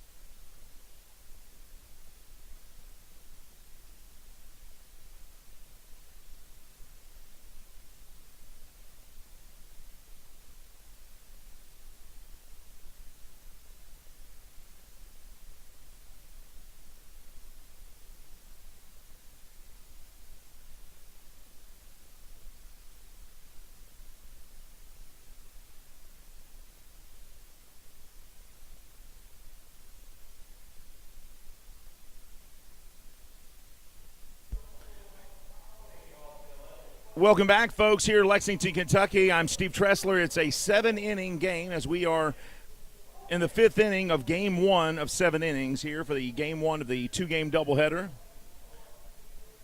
But top of the fifth inning, and Courtney Hawkins comes to the plate. He'll lead things off for the Legends with the tie score. He is homered today and struck out once. This is his third time facing Max Povsey. Strike one there. Povsey got the 90-mile-an-hour fastball over the plate. Is he going to throw it again? I doubt it. Let's see. He does. And this one hit deep center field by Hawkins. Going to the warning track, and Demetrius Moore makes a catch. As that was a 91-mile-an-hour fastball, he challenged Hawkins, and this time he wins the battle. 1 out. And Isaiah Tejeda comes back to the plate for his third trip. Last time up, he hit a home run as well. He is 2 for 2 today with a single and a home run.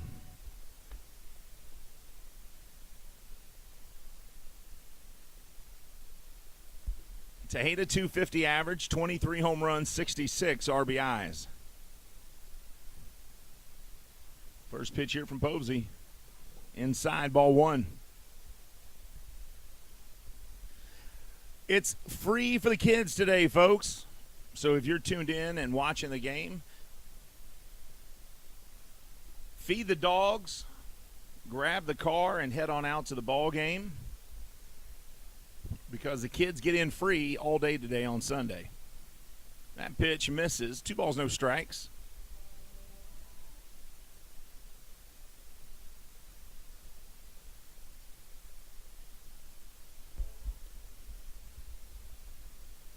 Through the rest of the year, every Sunday game, kids get in free. So grab the kids and come watch baseball.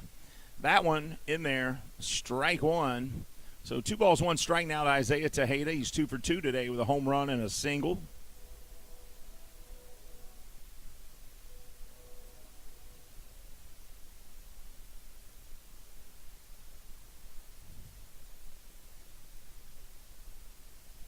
Here's the 2-1 inside, and it's 3-1. Tejada says, nope, that wasn't a good strike.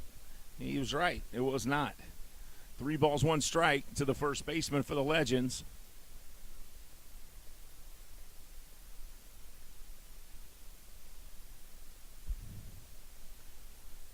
If you enjoy the great camera work today, you can thank Sam Wallace-Smith and Judith Drake, our technical team, as this one is fouled out of play. 2 balls, 2 strikes. 3 balls, 2 strikes now. Full count to the first baseman, Isaiah Tejada.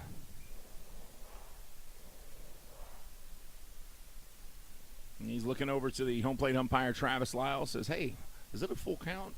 Travis Lyle said, yes, sir, it is. Full count. What do you look for here as a batter? Is he going to throw you a fastball? Is he going to make you chase something?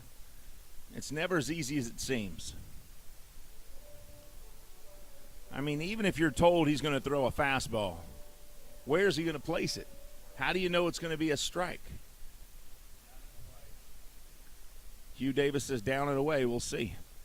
And Tejada hits it straight over the middle into center field, but again, easy work for the speedster, Demetrius Moore.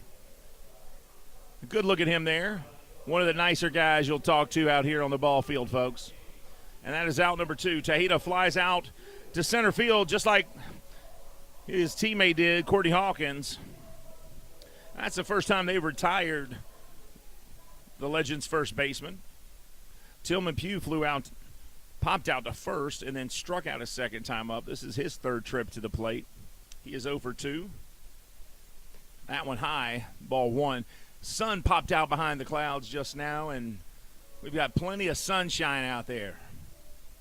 My goodness, what a beautiful day. A very slight breeze. Hot, but not terribly hot. Swing here by Tillman Pugh off his foot, and that is 1 ball, 1 strike. That guy's got the right idea. He's got a beer in each hand, headed back to his seat.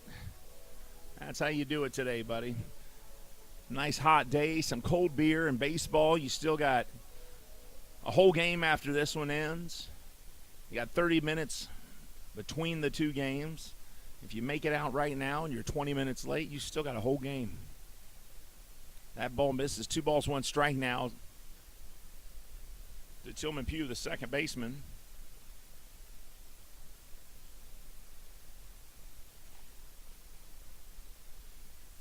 That one's inside. And it's 3-1. Tillman Thomas Pugh. That is Tillman's full name. T-Square from Oakland, California, folks. Here's the 3-1. That one's in there for a strike. Full count now to Tillman. Tillman was born in 1989, and that is the year I bought Too Short's album, Life is Too Short, out of Oakland, California as well. And I grew up a Raiders fan, so Tillman and me might be brothers. That one fouled back. Full count, 3-2. Tillman played his baseball in the draft, before the draft, at Gateway Community College in Phoenix, Arizona. He was drafted 2 years in a row, once in 2009 by the Seattle Mariners, and the next year he was drafted by the New York Mets because he didn't leave. He also played at Arizona State University. He's a Sun Devil. Full count. Here's a payoff pitch. Low, and Tillman Pugh draws a walk here as he did a nice job of staying in that count.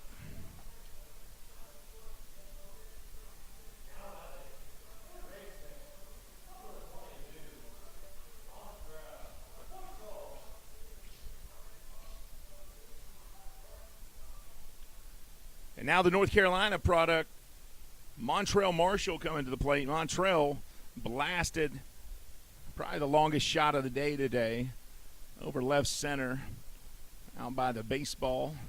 And this one chopped foul for strike one.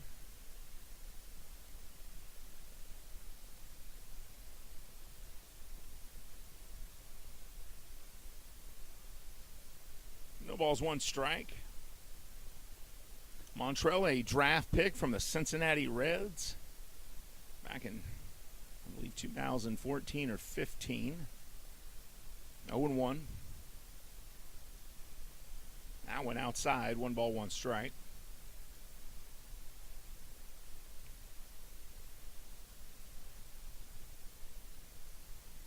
Little League World Series going on today, folks. Honolulu, Hawaii will represent the United States versus Caraco. Swing and a miss. 1 ball, 2 strikes.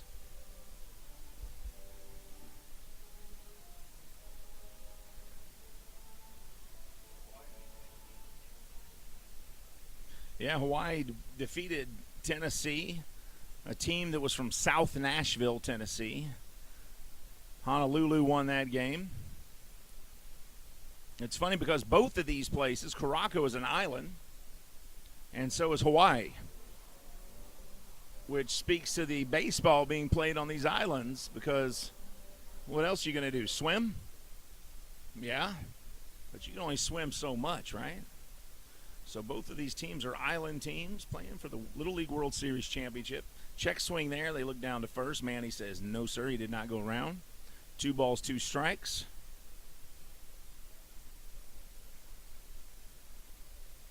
So my family today's having a luau at our house to cheer on the team from Honolulu.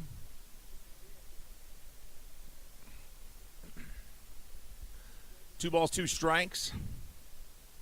There goes the runner, Tillman Pugh, and it's a hit and run.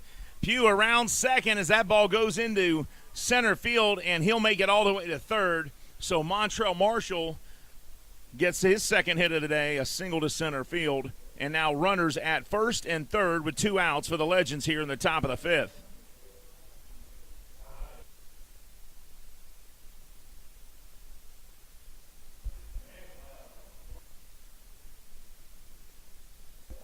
Here's Manuel Geraldo. Geraldo 1 for 1 today. He was walked, but also doubled to left his first time up. And he's got runners on the corners. Tie ball game here, top of the 5th. Legends with a chance to take the lead. He fouls back the first pitch for strike 1.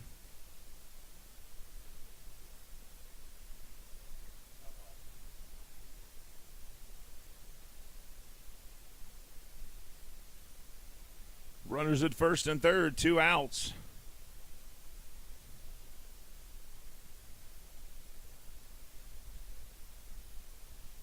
Long pause by Povsey.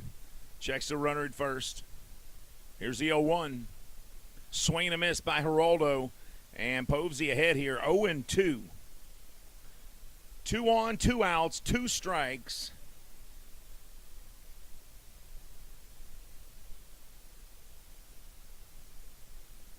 Is Povsey going to get the Genomes out of the inning and leave 2 Legends runners stranded? Or does Geraldo come through and get the runners in? We're about to find out right now. That ball low. 1 ball and 2 strikes.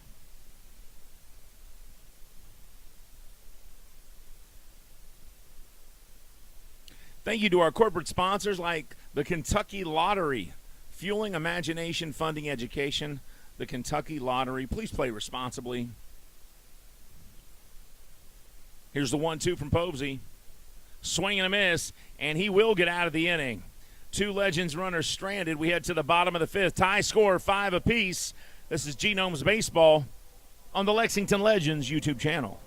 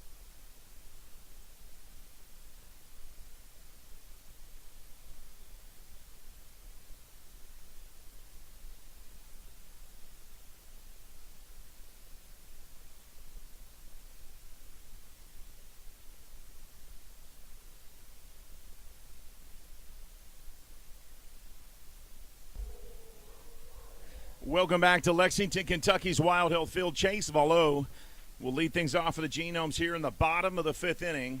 He faces Yaramil Geraldo, the hard-throwing right-hander for the Legends.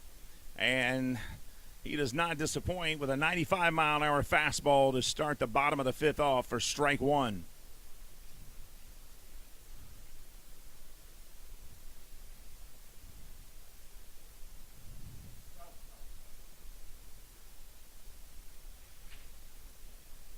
Here's the 0-1. That one inside, 1-1. Both those pitches 95 miles an hour by Yaramil.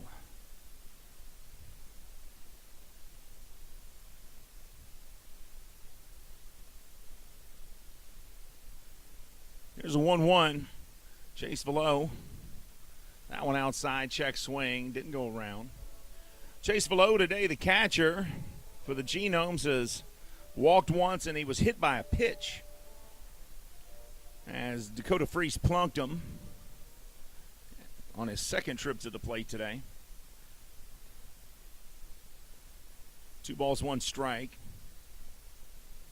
And he hits this one straight up into the air, and it's going to come back towards us here, foul. And it's 2 balls, 2 strikes now to the Genomes catcher.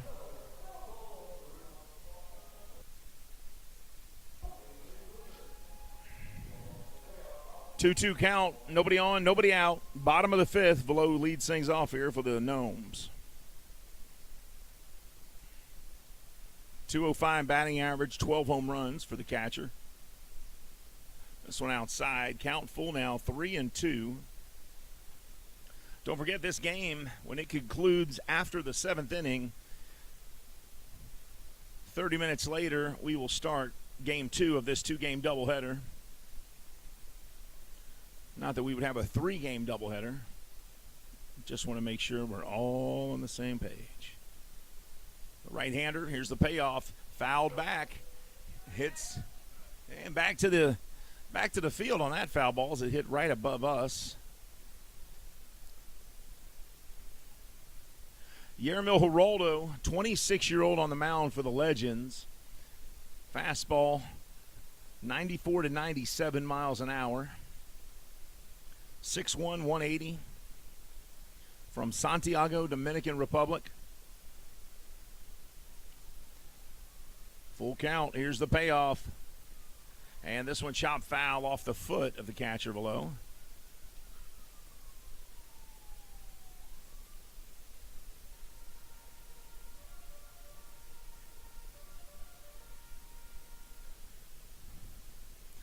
Geraldo has been a Legend since April of this year. He came to the Legends from Colombia. Also played for the Hillsboro Hops. Check swing there. Safe, but I thought that was a good pitch. Either way, Velo hangs in there, draws a walk. And now the Gnomes with a base runner here in the bottom of the 5th with a tie score.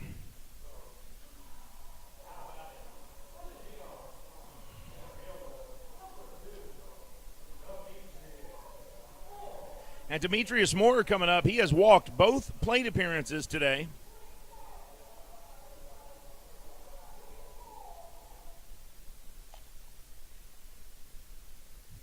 So he is 0 for 0.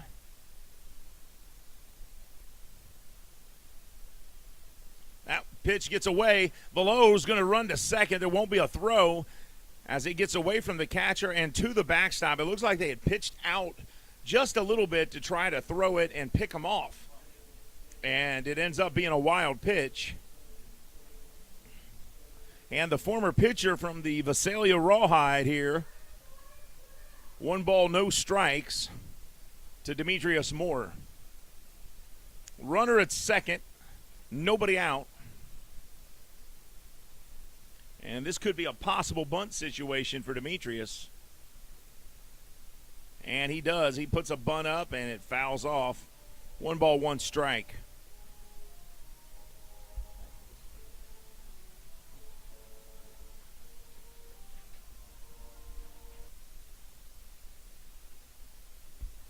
Demetrius batting .235 with a home run and 21 RBIs. Been a great game here so far. Bottom of the 5th. Tied score. And Demetrius shows bunt here again and bunts this one foul as well into the Genomes dugout. Now, if his goal was to bunt into the Genomes dugout that time, guess what? He is perfect. But I bet that was not Demetrius's goal.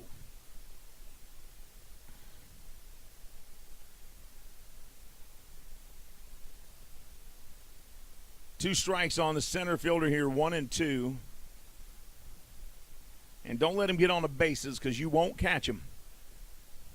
Yermil Geraldo from the stretch, runner at second. That's Velo, the catcher. Geraldo kicks, fires the 1-2, and swing and a miss. And for the first time today, Moore is an out, and that brings it top of the order for the Genomes. Luke Becker coming up for his 4th trip to the plate, and a runner on second with 1 out.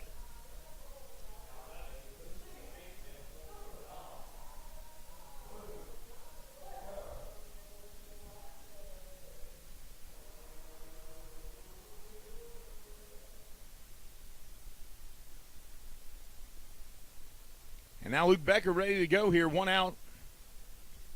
There's Velo at second. He kicks and fires.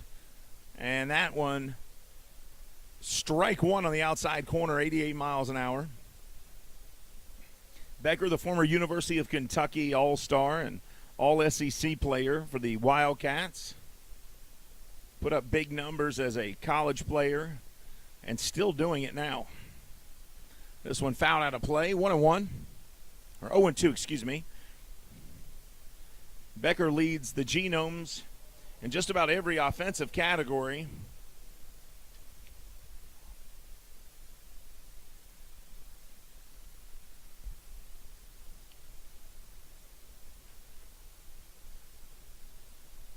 $18 home runs, 79 RBIs, 3 triples, 23 doubles. That one inside, 1-2. 96 miles an hour on that last pitch. If you do that in a school zone, you'll be arrested, folks, so please drive carefully. The Kentucky Office of Highway Safety would like to remind you to drive sober or get pulled over. Hand your keys to a designated driver and get home safe. 1 ball, 2 strikes, 1 out. Becker swings and misses, strike 3. So back-to-back strikeouts for Yeramil Geraldo, the right-hand hurler for the Legends.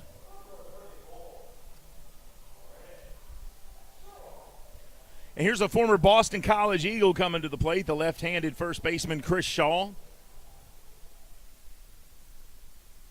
Shaw today 0 for 3, flew out to left, grounded out to second, and went down swinging his last trip to the plate.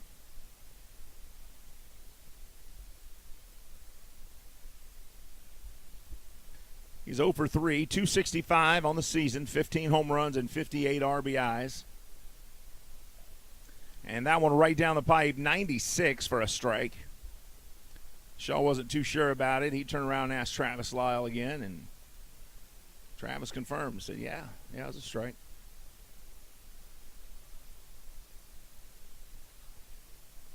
Now, I will say this. Shaw hit a 96-mile-an-hour pitch that may or may not have landed by now, but it went straight over the center field wall, and I think we got confirmation it was about 450 feet estimated the next day. So he's not going to be blown away by a fastball at 96. He spent some time at the major league level, played for the Giants. He can hit fastballs. But he's in the hole here, 0-2. Yeramil checks his runner, 2 outs, 0-2 to Shaw. Here's the payoff and that one misses 1-2. I keep saying payoff there, but I shouldn't, I guess. 1 ball, 2 strikes. Yeramil pitches so many. I mean, Yeramil's a strike thrower, you know. It's just every time he throws it, I feel like he's going to throw a strike. So, got to get out of the habit of saying that when he's on the mound. 1-2. Every team in action across the Atlantic League today. York at Southern Maryland. Lancaster at Staten Island. And Shaw fouls this one back. Count stays 1-2. Gastonia takes on High Point. Charleston is in Long Island, New York today. Well, you see a beautiful view. Go to Staten Island Ferry Hawks game and look at the view they have from their ballpark. The diamond is on Staten Island, but their view, straightaway center field, is of downtown New York City skyline. It's gorgeous. Here's the 1-2, up high and inside. 2 balls, 2 strikes to Shaw.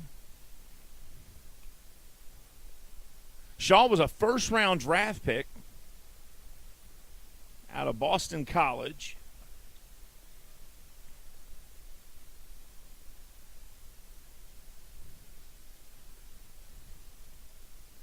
Two count here. Runner at second. That one just missed the outside corner. 3 balls, 2 strikes. Full count now to the 6'4", 220-pound Shaw.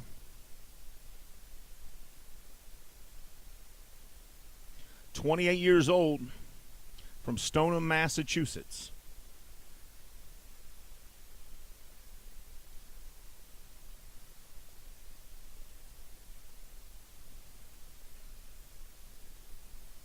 Here's the payoff pitch.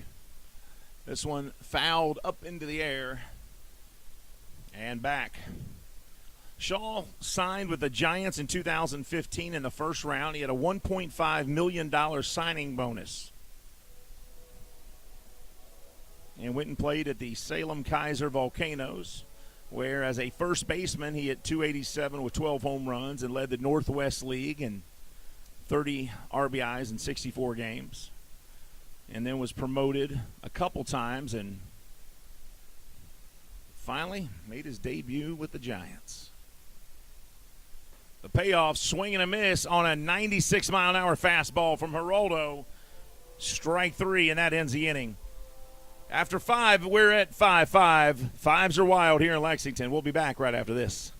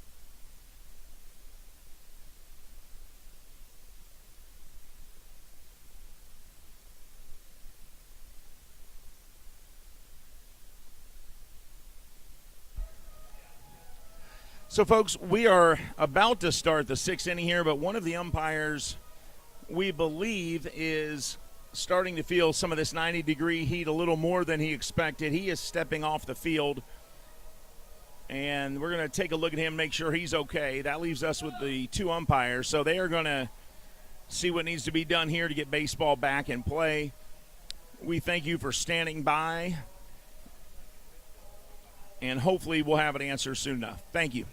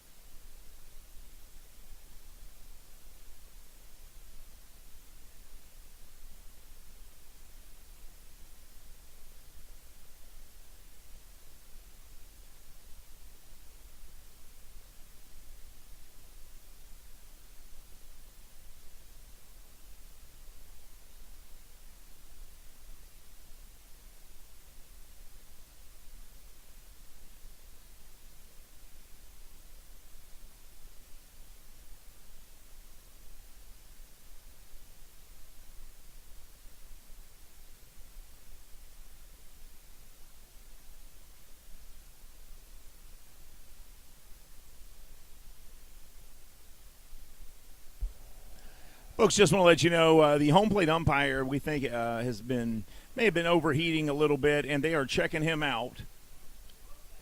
And it looks like the Gator is coming out right now with the home plate umpire. It looks like they're going to switch out, and Travis Lyle's going to be in the field. Derek Whitfield's going to go behind home plate. So we should be starting here momentarily. So stay with us, and we should be back to baseball here in a minute or two. Thank you.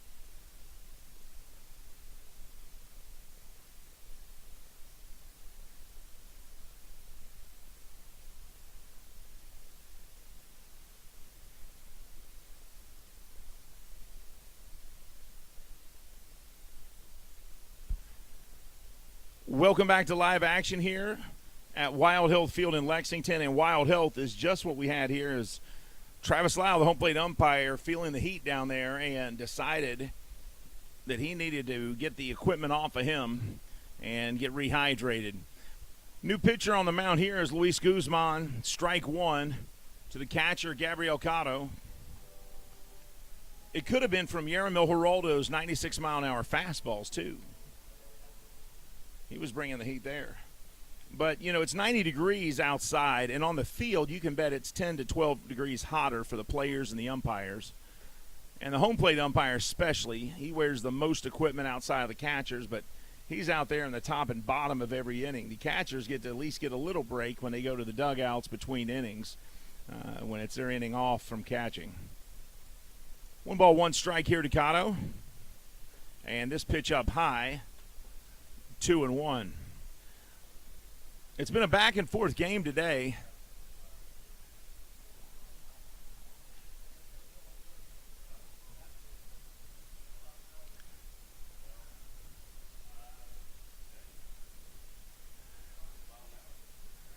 Two balls, one strike here.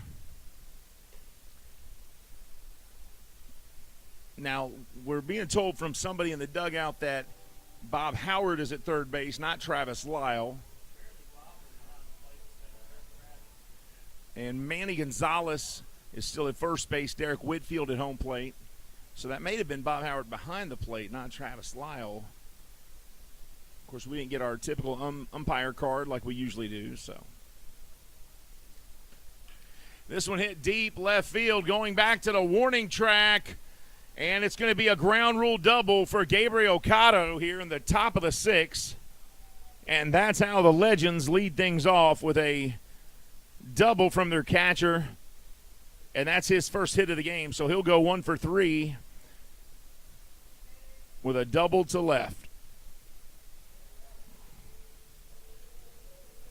Now, they lost their designated hitter because they pulled their starter out. Or no, they didn't. The Legends didn't, but the Gnomes did.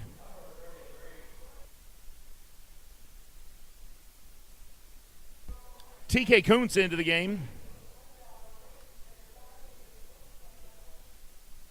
So the Legends did lose their DH, so Tavares left because they pulled their starter before the fifth. That was Freese.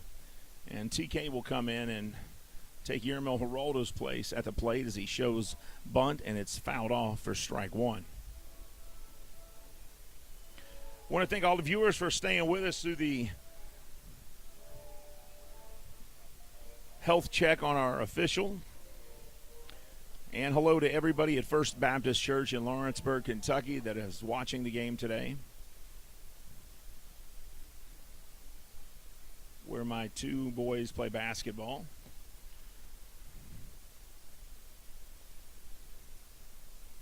Here's the 0-1 to Kuntz. Luis Guzman checks the runner at second. Now he'll kick and fire. And this bunt was laid down beautifully by Kuntz. They fire to first. They get him for the out. But Cotto gets to third, and TK did his job and moved the runner into scoring position. What a beautiful bunt by TK Kuntz there. That is exactly how you teach him.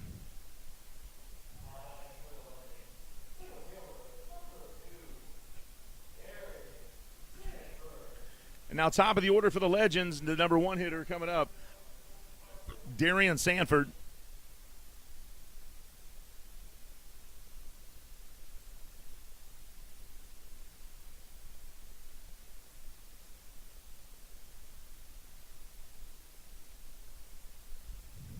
So Travis Lyle was behind home plate today, and Bob Howard came in because he will call the balls and strikes for the second game, but he took Travis Lyle's spot. Derek Whitfield went ahead. He's going to finish out the game for Travis Lyle behind home plate. 1 ball, no strikes, 1 out. Runner on third for the Legends. Infield in tight here, as they are expecting a possible bunt as well here from Darian Sanford. All the infielders playing right there on the edge of the infield, as you see from that shot there. Clayton Milbauer right there at the edge of the grass, as is the shortstop, the second baseman, and the first baseman. Check swing there. He went around. 2 balls, 1 strike now to Sanford.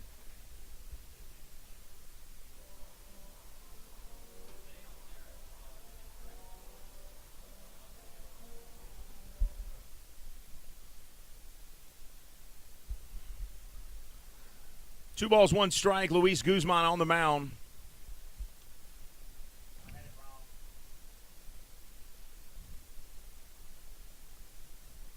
Sanford at the plate. He kicks and delivers, and that one upstairs.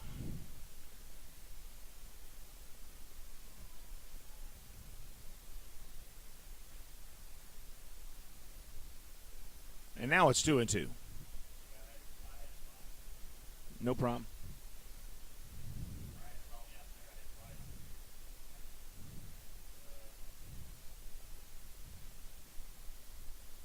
Guzman. Swing and a miss here from Sanford. That is out number 2.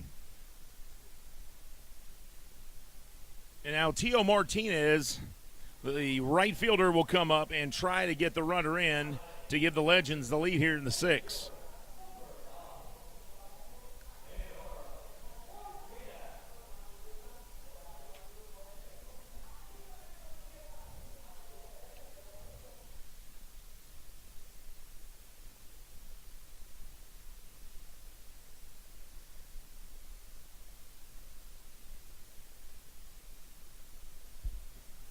His last time up, he hit a line drive, but right to Gavin Johns, and it turned into a double play as Johns threw it to Becker. First pitch here to ball 1. That's Gabriel Cotto at third base. 2 outs here for the Legends. Tie score. Genomes in a race, tied for first for the wild card. They're trying to make the playoffs. The Legends still have a slim chance to make the playoffs or win the division. Here's the 1-0. And 1-1. That one's in there for a strike from Luis Guzman. But the Legends probably want to go ahead and ruin the chances for the Genomes to make the playoffs.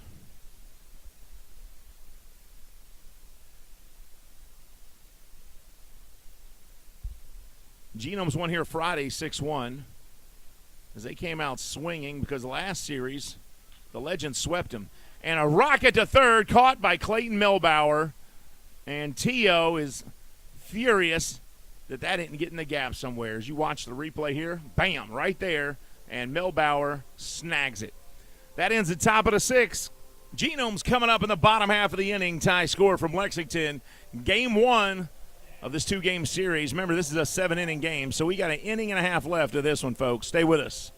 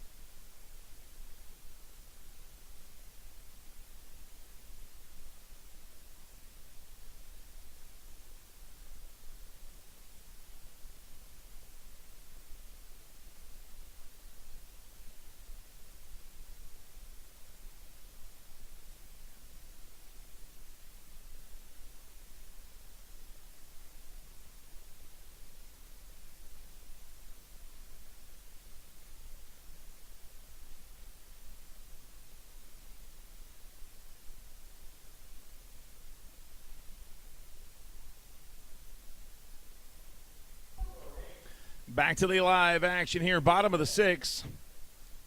Chris Davis will lead off the bottom of the 6th for the Genomes as he steps into the batter's box. He has struck out twice today and singled to right. Davis played several years in the major leagues, last year in the major leagues, in 2021 season. 291, 15 home runs, 39 RBIs in 41 games. Swing and a miss here.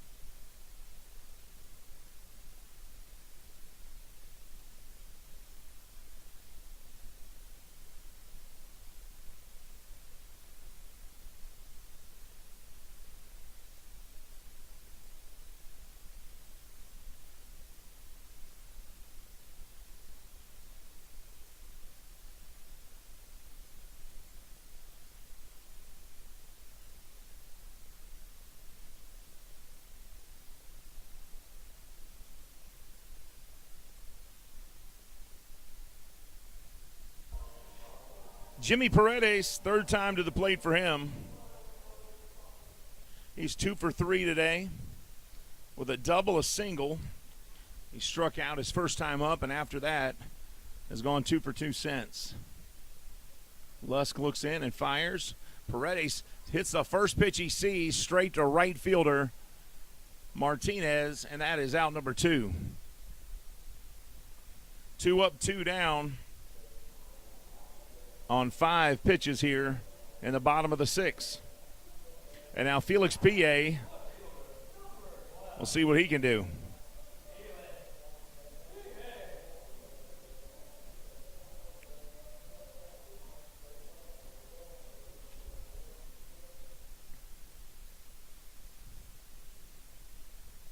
Two outs, bottom of the sixth, tie score here in Lexington.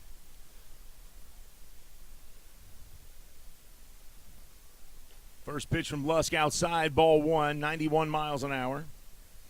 PA is from the La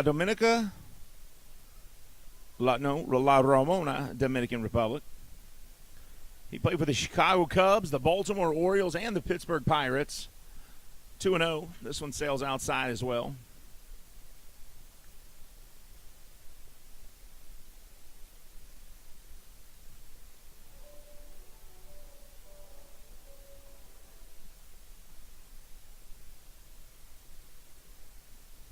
Here's the 2-0.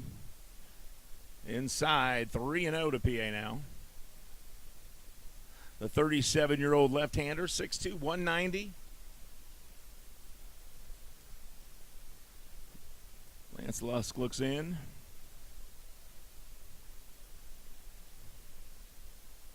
Here's a 3-0 from Lusk.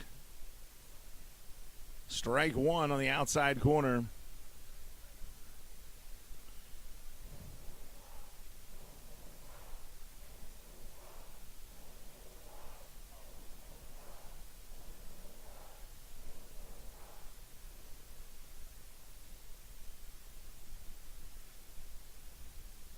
The 23-year-old Lance Lusk from Spring, Texas, throws this pitch, hit straight up into the air, shallow right field.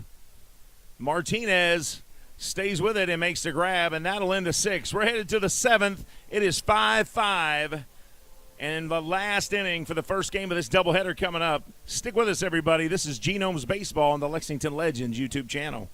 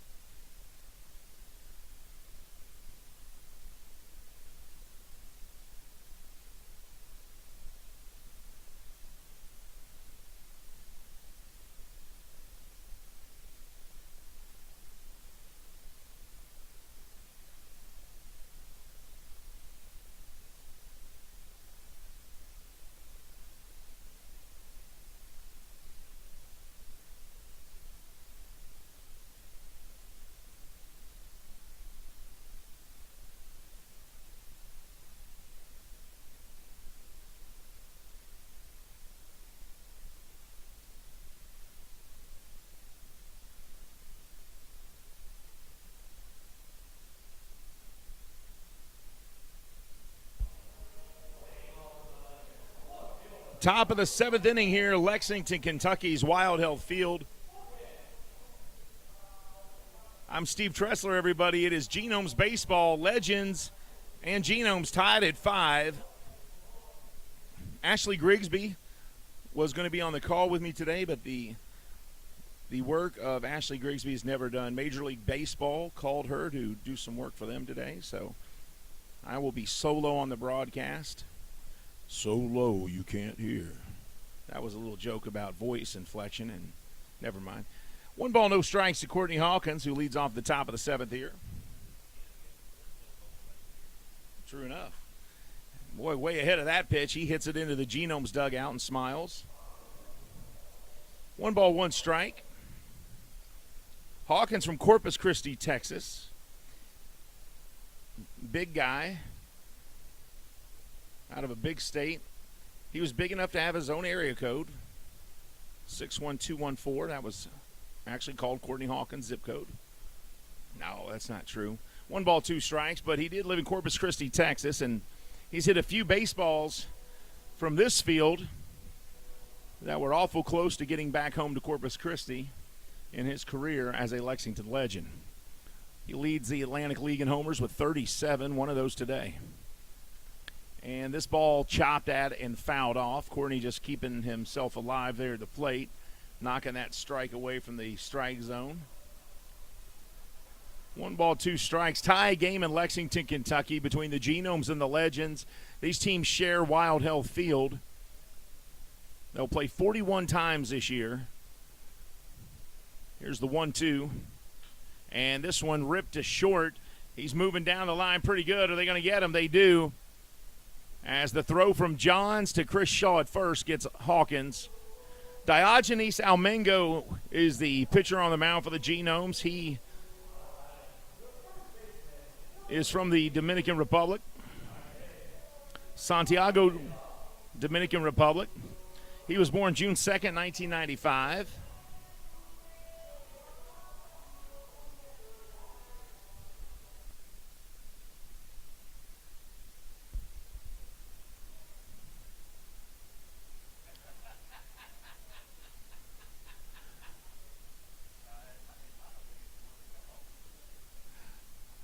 First pitch from Diogenes Almengo here to Isaiah Tejeda, strike 1.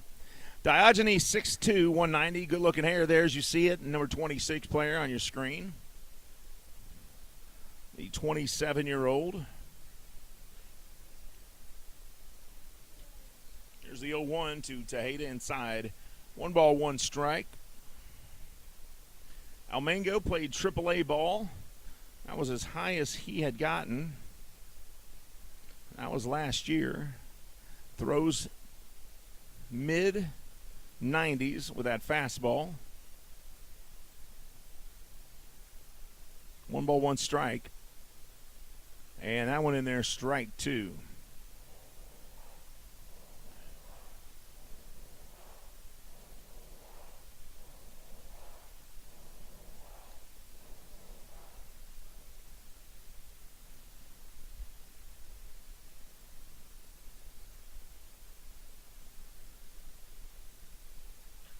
And this one hit by Tejeda right back up the middle for a base hit. So on a 1-2 pitch at 93 miles an hour, Isaiah Tejeda gets on board with a single and 1 out in the last inning here, top of the 7th.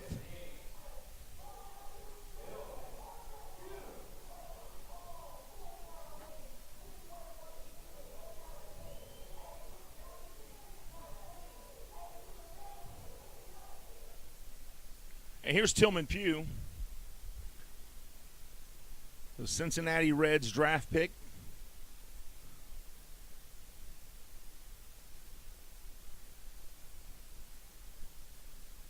One out, 1 on for the Legends. And this one hit high, deep right field, going over to the line and making the catch for out number 2 there. They fired to second. They got him. Wow. Paredes makes a catch over there in right field as you watch the replay and gets the runner going to second there, Tejeda, on the tag out as he tried to tag up and get to second and not able to do it. Tie score. We're headed to the bottom of the 7th. Are we going to extra innings or the Genomes going to walk off game 1? We're about to find out This is Genomes Baseball on the Lexington Legends YouTube channel. Stay with us.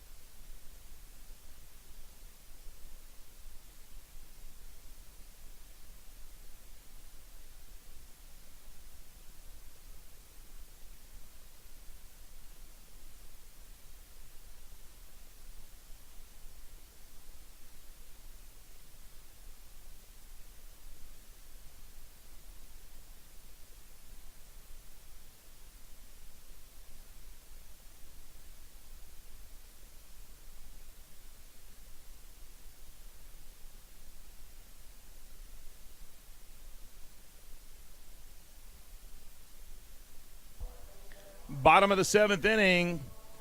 Are the Genomes going to get a walk-off win here in game one of our doubleheader? Or are we headed to extra innings? We're about to find out. Gavin Johns, the shortstop, steps in to face Lance Lusk to start the bottom of the seventh. First pitch to him is inside, ball one. Now, I've been saying Gavin Johns is going to get a home run eventually, and he has hit one off the wall today. Is he going to do it here? What a way to get your first home run of the season. Is he going to shock the world here? Let's find out. Gavin Johns, 1-0. Lusk on the mound for the Legends. Fouls this one off. 1 ball, 1 strike.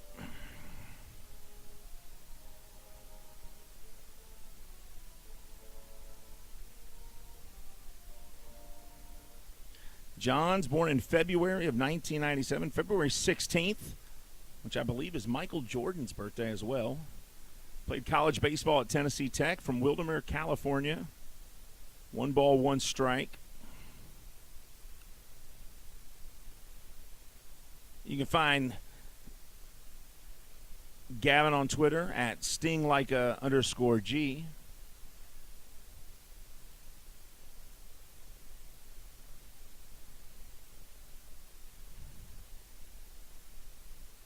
This one fouled off as well. 1 ball, 2 strikes. You can find me on Twitter as well. My Twitter handle is at @ElBurroGordo, which I was told meant beautiful man, at beautiful man. That was my nickname in Spanish class, everybody. El Burro Gordo. I think that meant chubby donkey. All the friends at Laughlin High School will remember that nickname. 1 ball, 2 strikes here to Gavin Johns. Gavin also played at UCLA. His parents are Craig and Libby Johns. He has 1 brother, Hayden. A lot of people don't know this, but Gavin's uncle,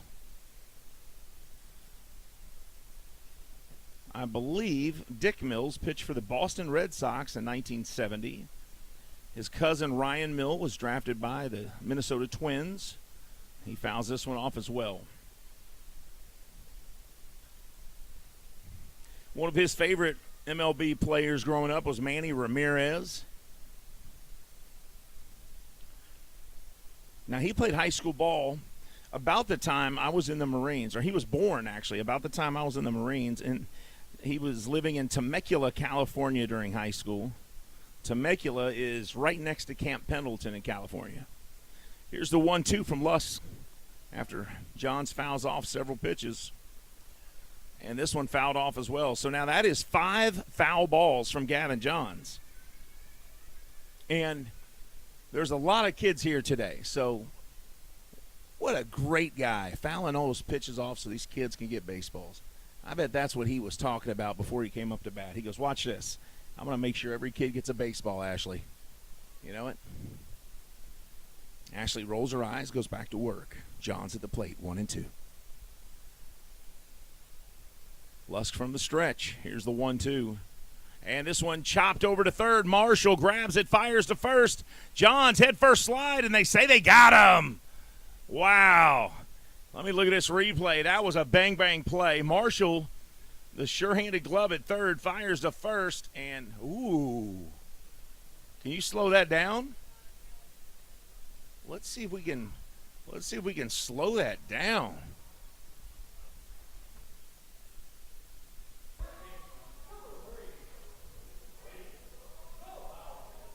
All right, take a look at this replay. What do you guys think at home? Here it goes. And Marshall gets it. First pitch, ball 1. Ooh, Manny, I don't know, buddy. All right, even John thought he was on, but that's all right. 1 out. It doesn't make a difference now. First pitch outside, ball 1 to Clayton Melbauer, 1 out. Bottom of the 7th. Melbauer, 4 home runs, 18 RBIs on the season. Ball 2 from Lusk, 2-0. Melbauer, Trinity High School in Louisville, Kentucky, played college ball in Louisville at Bellarmine University. Bellarmine, a small college there in Louisville, but with big athletes because they have played some powerhouses in baseball, including Tennessee and Purdue and Kentucky and Louisville. That one in there for a strike, 2-1.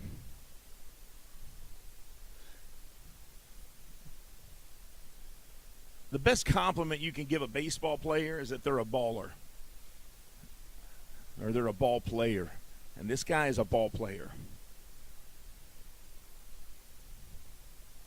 This one hit hard and foul as it's going to sail over the wall into the parking lot. Bellarmine University, not that small anymore, right, you? This is their second year in the Division 1A. Is it 1AA or 1A? Division 1 college athletics. That one, just missed the corner, and that count full 3-2 to Clayton Melbauer here.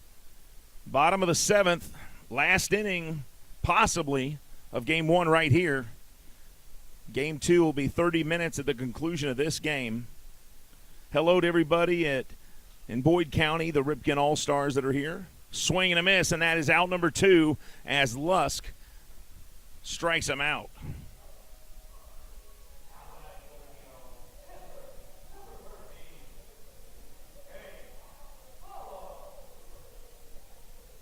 So Chase Velo, who has not been out today, he has walked, he's been hit by a pitch, and he walked again.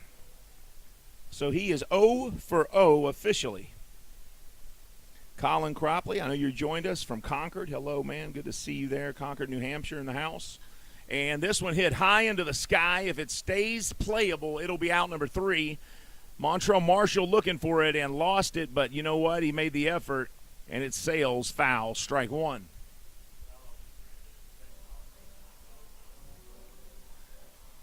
Vallow, all 3 times he got on base. He made it to second, but that was as far as he got each time.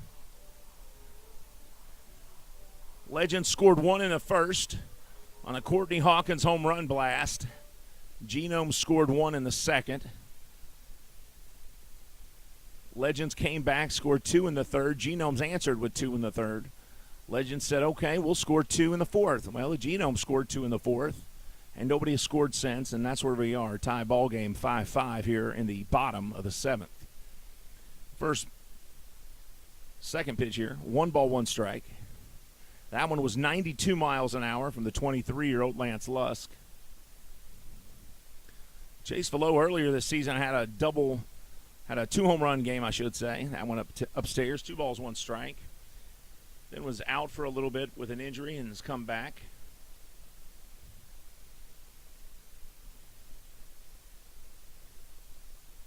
.205 average on the season 12 home runs, 31 RBIs, 816 OPS.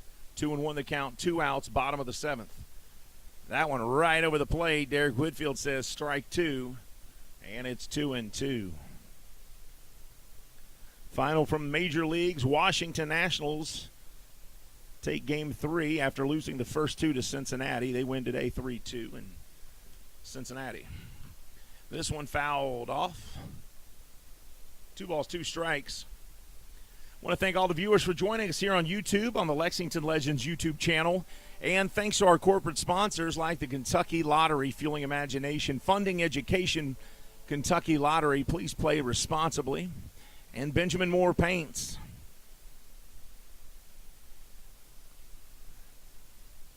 Here's the 2-2 to below. The Genomes catcher's ready. Lusk kicks and fires. Swing and a miss. We're headed to extra innings, and why not? Free baseball, everybody. We'll be back with more Genomes baseball right here on the Genomes Baseball Network.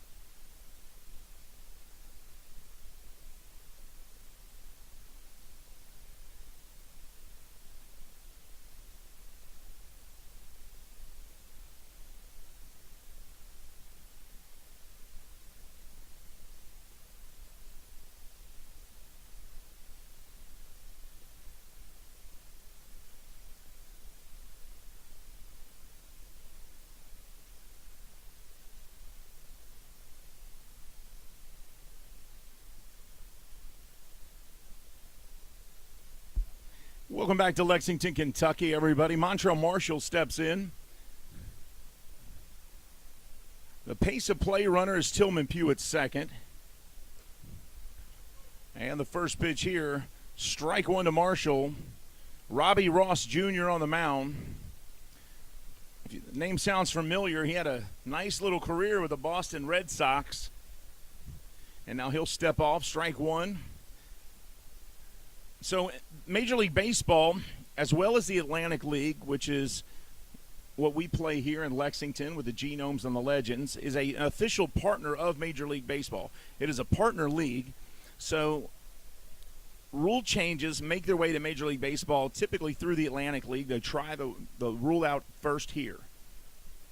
And that's what they've done with the pace of play runner. So now in Major League Baseball, they do the same thing when you go to extra innings. They'll put the person who made the last out from the previous inning on second before the first batter comes up. So you start with what's called the pace of play runner at second. So somebody's in scoring position when the inning starts. It is to help speed the games up or have them end more quickly when it goes into extra innings, as to not tire out the pitching staff or go through too many pitchers and players, since the season is 162 games and long enough. Swing and a miss here, strike three to Montrell Marshall, who's had a good game today. He hit a monster home run earlier and singled, and this time, though, he's going to strike out.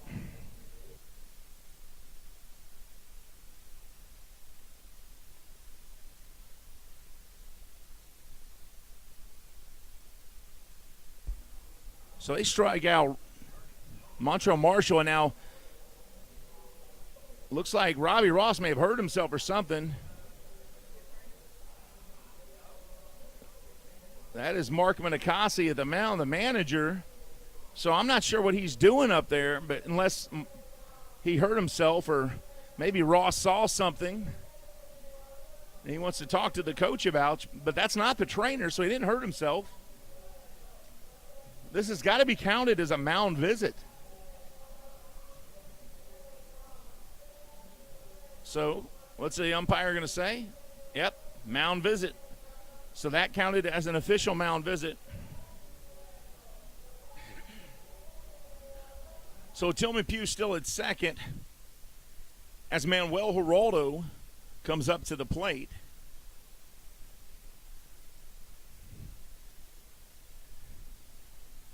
One out, top of the eighth, extra innings here in Lexington. Between the Genomes, baseball is in their DNA, winning is in their blood. And the Lexington Legends. And here's the Dominican Republic's best from Azua, Dominican Republic, Manuel Geraldo. Manuel plays anywhere in the field, infield, outfield, it doesn't matter. Born September 23rd, 1996.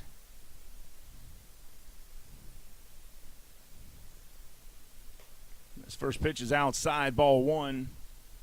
Manuel wears number 18 on his jersey, but to Legends fans, he's number one in our hearts. The 25-year-old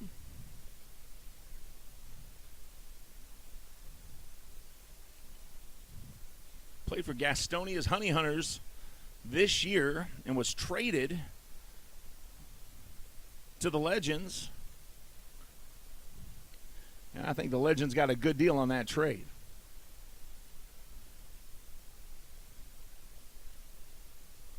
Two balls, no strikes, one out here.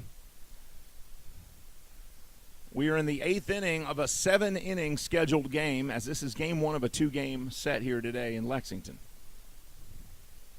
Ross trying for the corner and miss. 3 balls, no strikes to Geraldo. As these two teams will play at the conclusion of this game, and they're going to go ahead and just intentionally walk Geraldo so that they can pitch to Gabriel Cotto, the catcher here.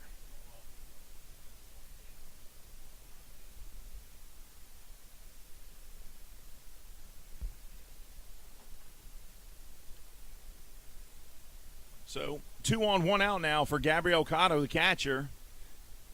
239 average, 5 home runs, and 32 RBIs for Geraldo. Cotto, though, doesn't have the same numbers, and they put a runner on first intentionally there so that they could pitch to Gabriel Cotto here.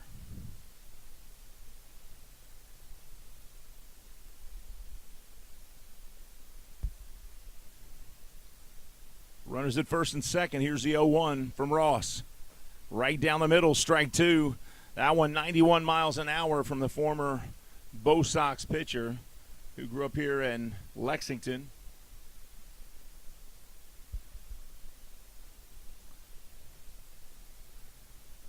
Tillman Pugh with a big lead off at second. That's number 15 on your screen. Long look in from Ross. No look at the runners and fires. And just misses high. 1 ball, 2 strikes.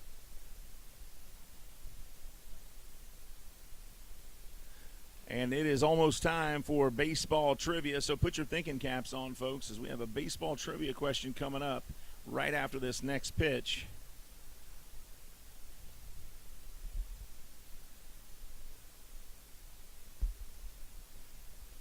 And there goes the runner. No throw as a double steal is pulled off. Tillman Pugh to third, Cotto to second, and a strikeout of Cotto as Geraldo goes to second, excuse me. So now runners at second and third with 2 outs. As the Legends pull off a double steal there on a 1-2 pitch.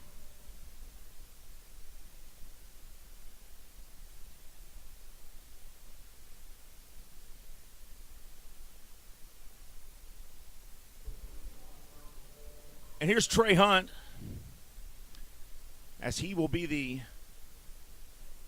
pitch hitter here, as Kuntz subbed in to pinch hit last inning. Cotto struck out, and now runners at second and third for the Legends in the bottom of the 8th here in extra innings. And first pitch here to Hunt, strike 1, 92-mile-an-hour fastball from Ross.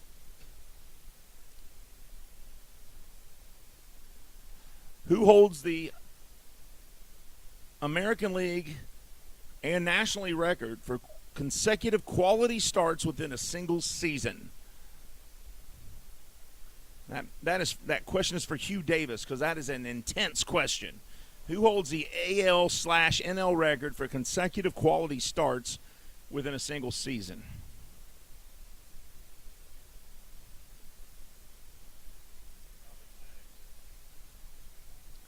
Jacob deGrom, 24 straight quality starts in 2018. But don't worry, we're going to make him easier on the next one. The 0-2 here. Ball 1, 1-2 now. That pitch 92 miles an hour from the former Bo Sox pitcher. He went straight from high school to the pros. Pitched here in Lexington, Kentucky at LCA. 2 on, 2 outs. Legends trying to get on the board. Top of the 8th. Swing and a miss, and Ross is out of the inning, and the Genomes will come up in the bottom of the 8th here in extra innings. This is Genomes Baseball on the Genomes Baseball Network.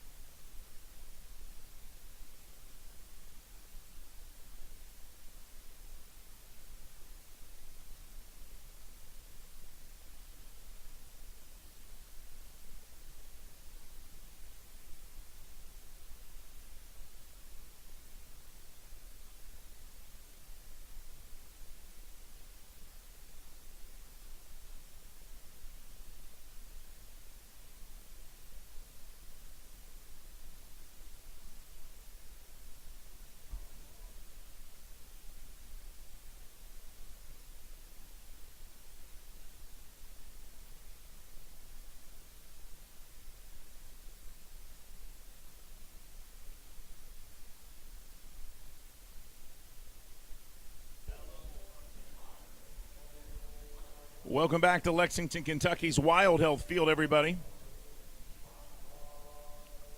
So we gave a trivia question. What pitcher led the AL and NL in quality starts, or holds the record for most consecutive quality starts? And it was Jacob deGrom. He had 24.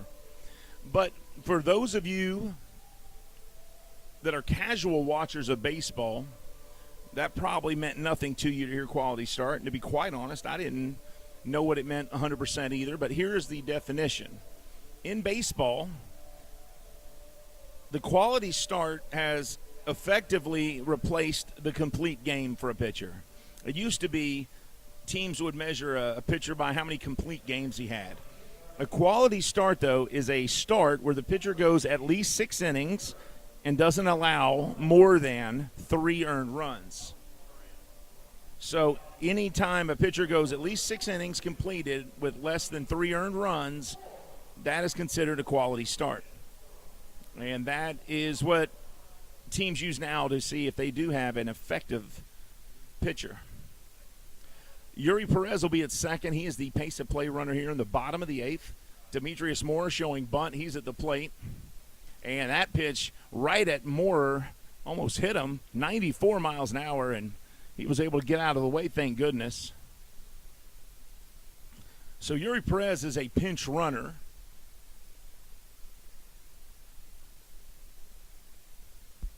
He is a pinch runner. Valo would have been the pace of play runner at second, but it'll be Perez as a pinch runner. And this one, that's not okay. Hey, you don't throw at the guy twice because he's trying to bunt on you.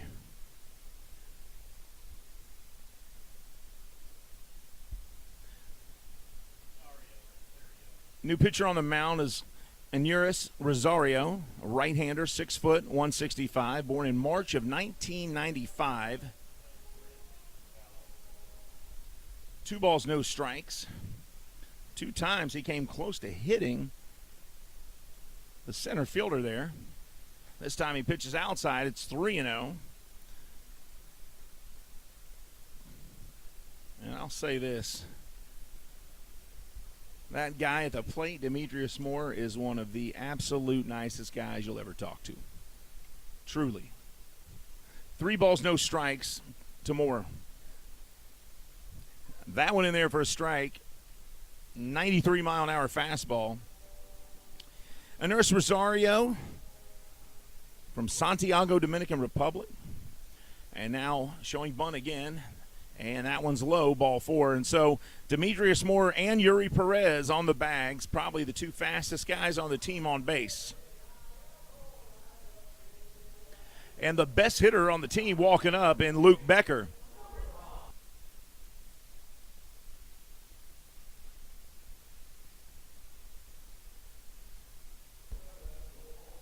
Becker's the best hitter on this team, but he struggled a little today to get on base. He is 0 for 4, which this might be the first game I've ever seen Becker go 0 for 4 in. Looking for his first hit. And he'll bunt this one. Nice bunt by Becker. They throw to third. They get the force out. So Becker will reach on a fielder's choice. It was a beautiful bunt, but Rosario and the catcher get out of the stances there quick enough to get him at third. So Perez forced out at third. 1 out, bottom of the 8th. Chris Shaw coming to the plate.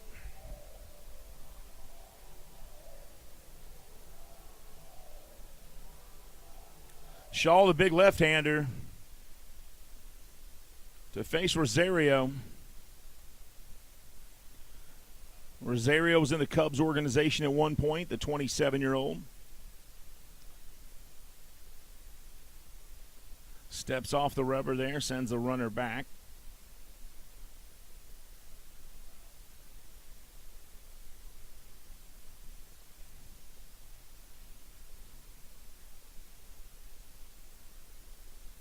Here's the first pitch to Shaw, and he'll foul off the 95-mile-an-hour fastball, strike 1.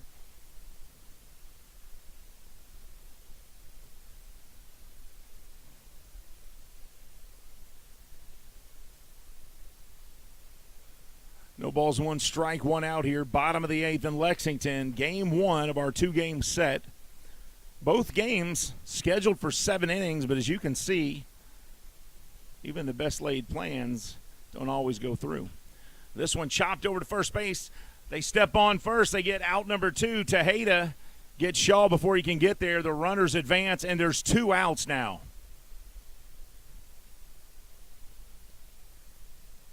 2 down and runners at second and third for the Genomes here, bottom of the 8th, and it's left up to their designated hitter, Chris Davis.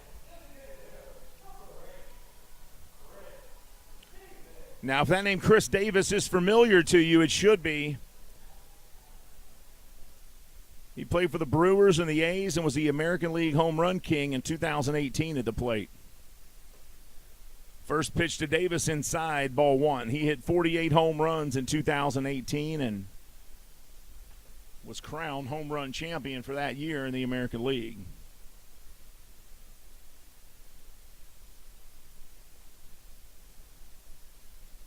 One ball, no strikes. Swing and a miss there, and it's 1-1. The year Davis actually won the home run crown in the American League, J.D. Martinez, who was also a Lexington legend, was second that year with 43. Joey Gallo and Mike Trout, 40 and 39. He was 5 better than everybody in the league, at least. And this one hits straight up into the air, and if Tejada can bring this in, we're going to a 9th inning. We're headed to the 9th. Still a tie score here. This one was scheduled for 7. We're going to 9 in Lexington for Game 1. This is Genomes Baseball on the Genomes Baseball Network.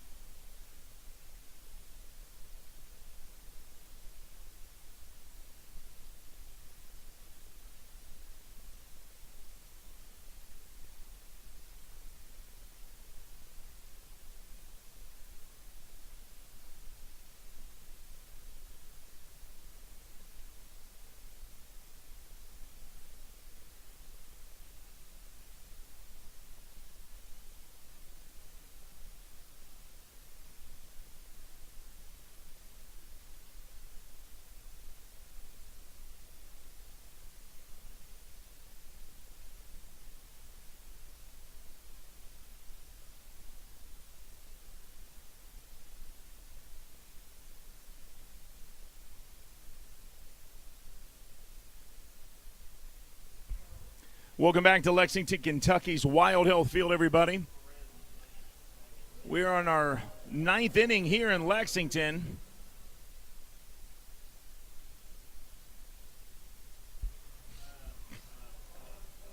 Top of the 9th inning, still tied at 5 apiece here in Lexington, as Henderson Perez will be the pace of play runner for the Legends out at second base. Darian Sanford at the plate, the leadoff hitter. That's a look at Perez there with his back to us. Gabriel Moya, Little Guardado on the mound. Chase Velo, the catcher, is out, and Austin Rye is the catcher behind home plate now.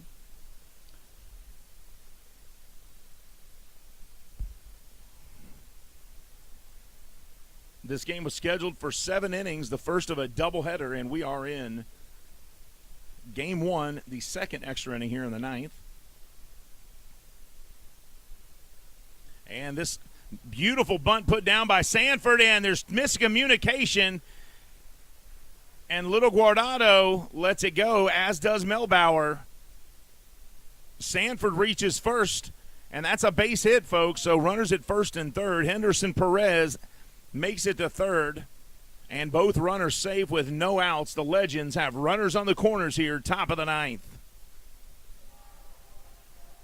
Right now, the Genomes are tied for first in that wild card race. At one point this season, the Genomes, through 6 innings, were beating the Legends 18-0. The Legends, the very next series, swept the Genomes. And the first game after that series was this past Friday. The Genomes struck back and took a 6-1 win. And that's where we are now, as this is game 2 of this 3-game series. Runners at first and third, nobody out. Top of the 9th.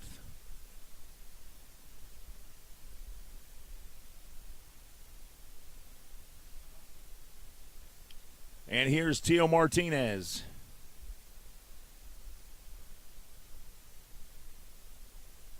First pitch, not yet. They're going to check the runner.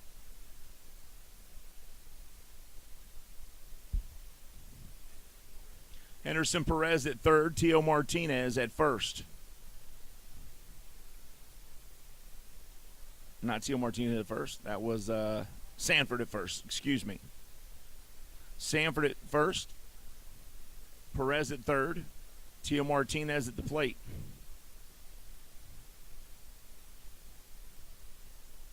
And still a stare over at first. And now the pitch goes 1-0.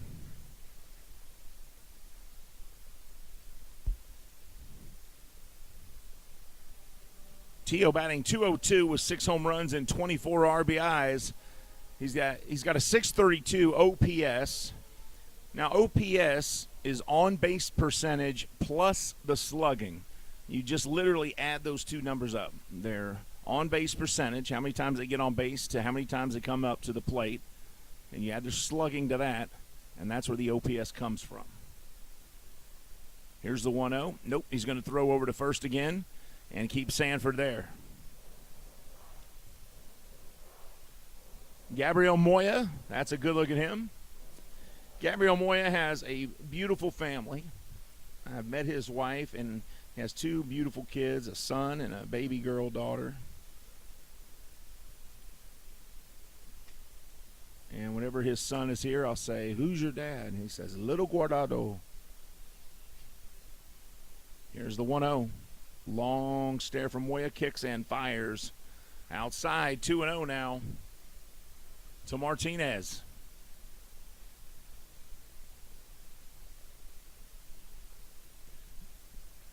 This is only game 1 of the 2-game series, folks, so game 2 will follow this one today. 30 minutes after the conclusion of this one, we'll have a game 2, so stick with us right here on the Lexington Legends YouTube channel, which brings you both Genomes and Legends baseball. Here's the 2-0. Moya now throws to first again.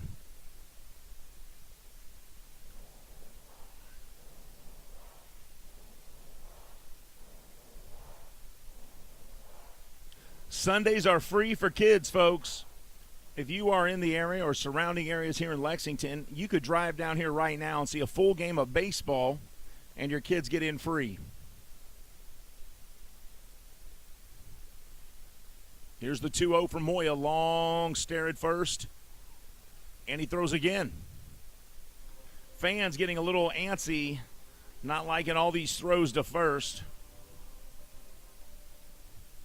As you see, the good job by Judith Drake, our technical director, giving you the picture-in-picture and showing you what Moya is staring at over there at first base. Shaw covering first. Manny Gonzalez is the first base umpire, and that is Sanford with the lead for the Legends.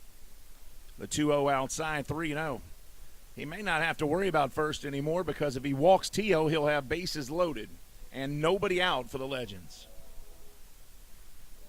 Moya, 6 foot, 225, 27-year-old from Cabimas, Venezuela.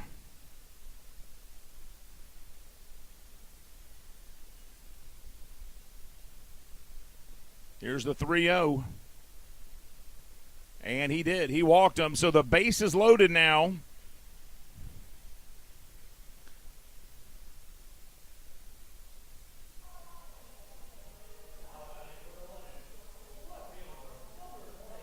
And I don't think this is the guy you want to pitch to with bases loaded.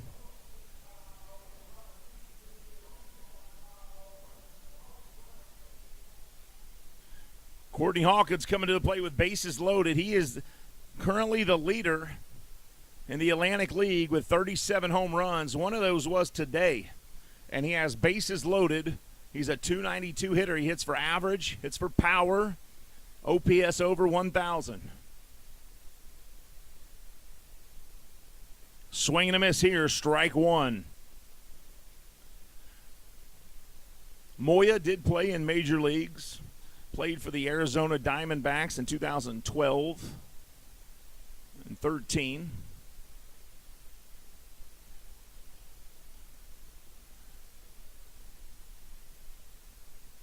Was with Minnesota.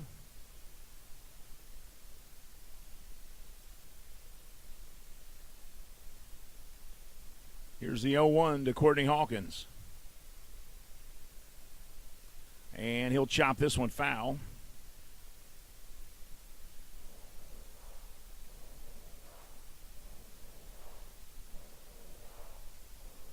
No balls, 2 strikes to the home run leader in the Atlantic League.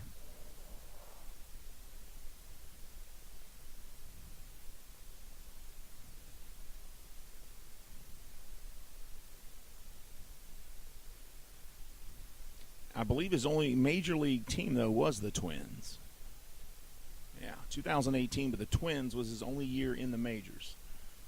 But was with the Diamondback organization, maybe. And this one is hit deep left field. See you later. Grand slam home run. Top of the 9th for Courtney Hawkins. And the Legends lead by 4. My, oh my, folks. Courtney took an 0-2 fastball and sent it back to Corpus Christi, Texas. Watch the replay, and absolutely no question where that was going. And the Legends lead 9-5 with a bases clearing grand slam by their left fielder. Home run number 2 of the game and his 6th RBI today. 5th RBI.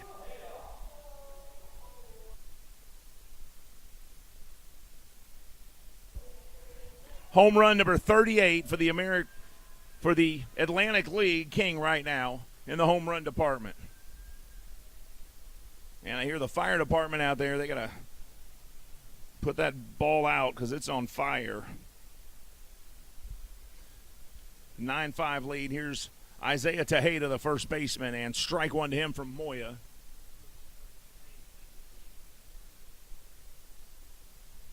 Absolutely no question about it. He hit it, and right away everybody knew. 0-1 to Tejeda. And tried for the corner there and missed. 1 ball, 1 strike. So the Genomes will have their work cut out for them. No matter what happens from this point forward, they only have one at bat to win this thing. And then we play a do-over game. So no matter what happens here, we get a do-over. Game 2 of the doubleheader will start.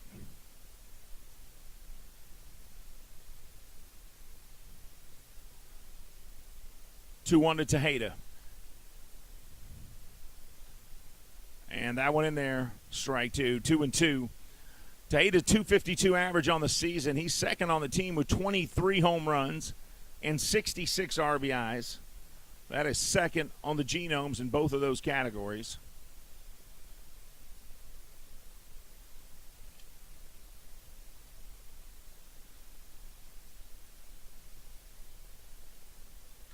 And he rips this one into the left field corner.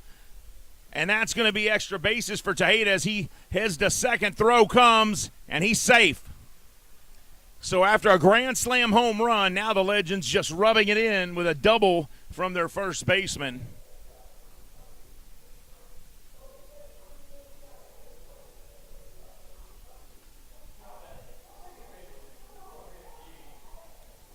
Tillman Pugh now. We'll see what he can do here as he comes back up to the plate. A runner at second. Pugh, a 2010 draft pick of the New York Mets. 15th round. First pitch to him from Moya, outside, ball one. Runner at second, nobody out. Still nobody out here. Top of the ninth.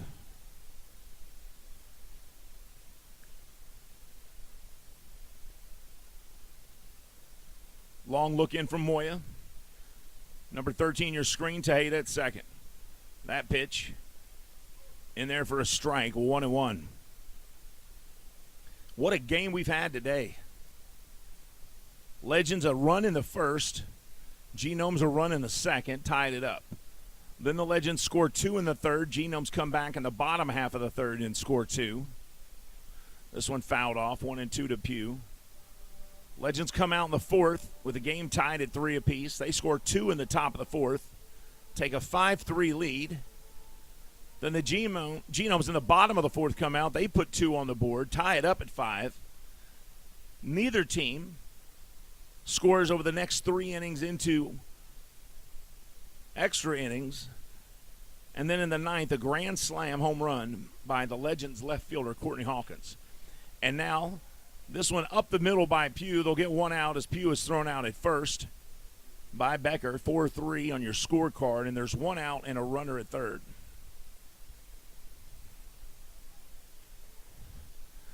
And with one out, the third baseman, Montrell Marshall, coming up to the plate.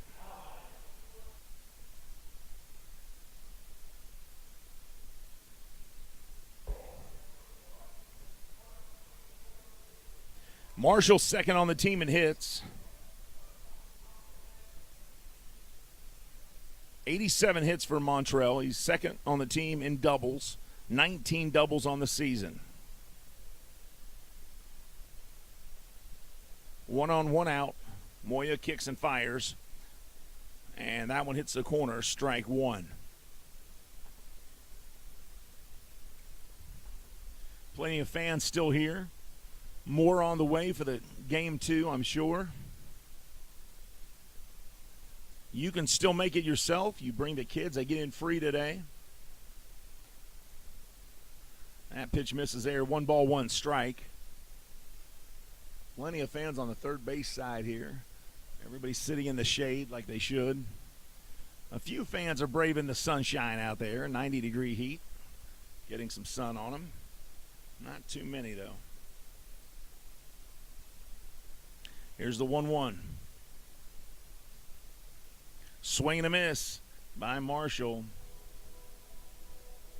1-2.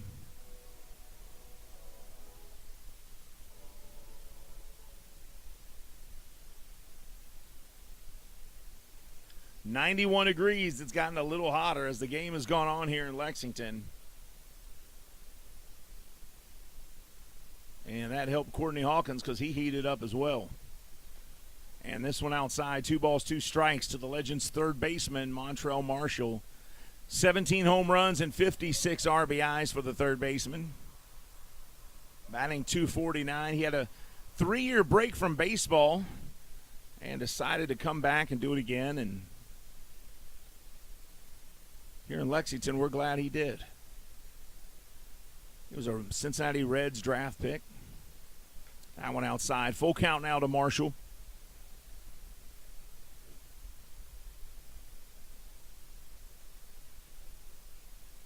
Montrell Marshall's cousin is the great second baseman for the Cincinnati Reds, Brandon Phillips. So I guess he's got baseball in his DNA too. Here's the 3-2, 1 out, 1 on. Marshall swings and didn't get a hold of that one.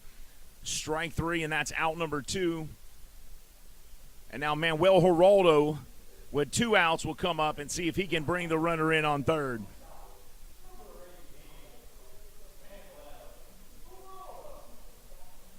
One on, 2 outs, and the Legends lead 9-5 here in the top of the 9th. Genomes will have another chance when they come back to bat here in the bottom half of the 9th because it is a Genomes home game. So they'll have a chance to try and get back in this thing or possibly walk it off. They will need a big inning to do that, but they can score in bunches. We've seen that this year. First pitch in there for a strike to Geraldo. That one only 75 miles an hour, a little change of speed pitch by Little Guardado.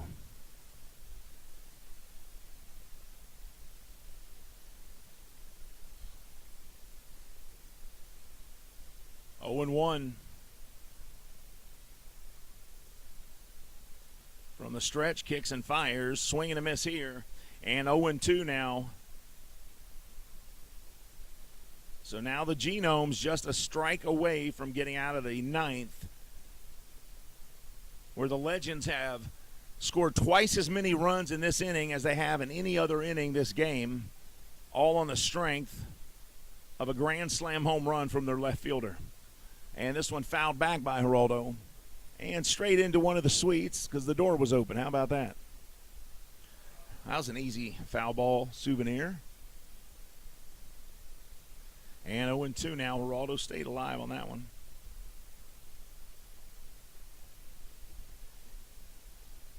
Moya at the mound.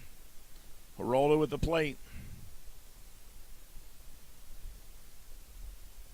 The switch hitting Geraldo batting from the right side facing the left-handed Moya. And that one's outside. 1 ball, 2 strikes.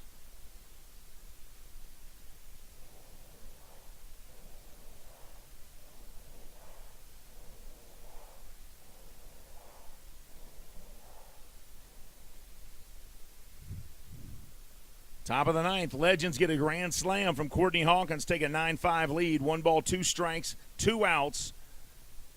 Geraldo, and almost hit on that pitch, 2-2.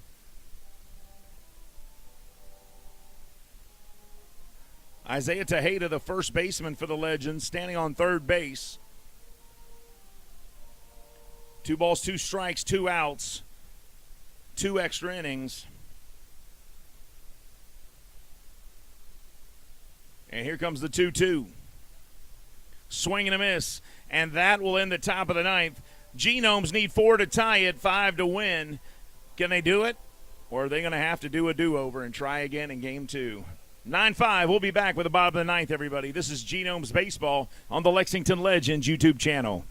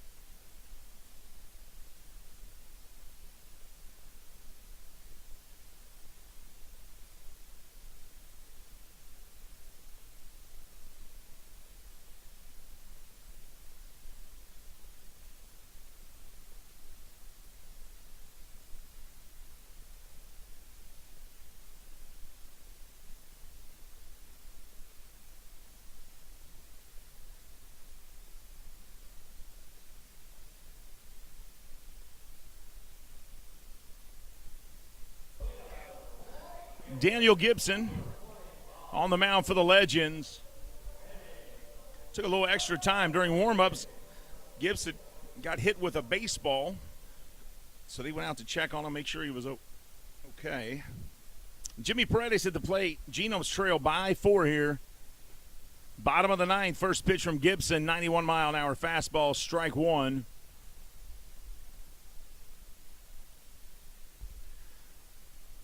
Chris Davis out at second base. The pace of play runners, you got to look at him on the left of your screen there. It's 0-1 to Paredes.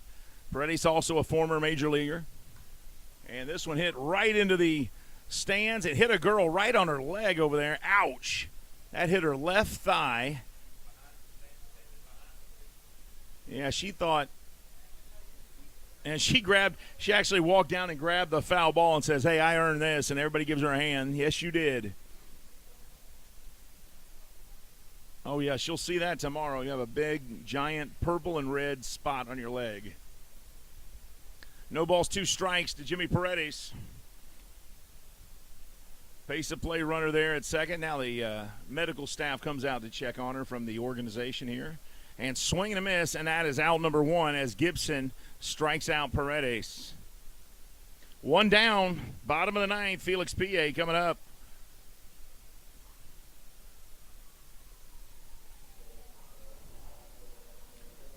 Davis at second.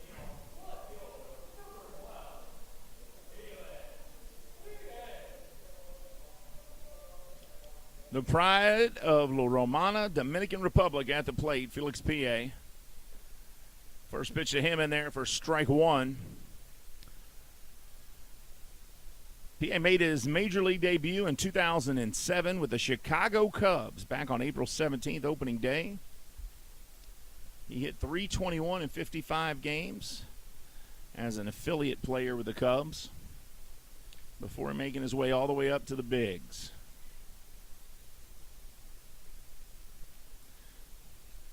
Alfonso Soriano was injured in the AAA level. Felix came up and took his place. This one hit up the middle, grabbed by the shortstop Geraldo and fired to first. So 2 down, and they don't care about the runner, Chris Davis, because they can have that run. They just want the 3rd out.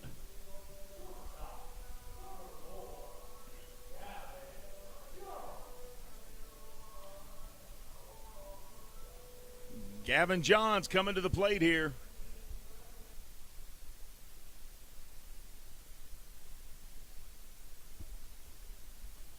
So it's all resting on the shoulders of Gavin Johns, the shortstop. A 9-5 Legends lead here in our second extra inning, as this was a 7-inning scheduled game, the first of 2 today for the doubleheader. But they were tied at 5 after 7. And we get through the 8th with nobody scoring, and now in the 9th, top of the 9th, with bases loaded, Courtney Hawkins from the Legends hits a grand slam home run to give them a 9-5 lead. And this one ripped down the line, fair ball, off the glove of Marshall at third base. Davis will score, and Johns will be standing at second with 2 outs, and it's 9-6. So don't count the Genomes out just yet. Baseball is in their DNA. Winning is in their blood. Clayton Melbauer, the Louisville, Kentucky product, coming to the plate here with 2 outs and a runner at second.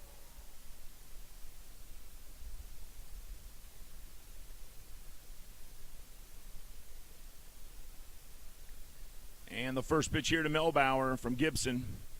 Strike one on the outside corner. 90-mile-an-hour fastball.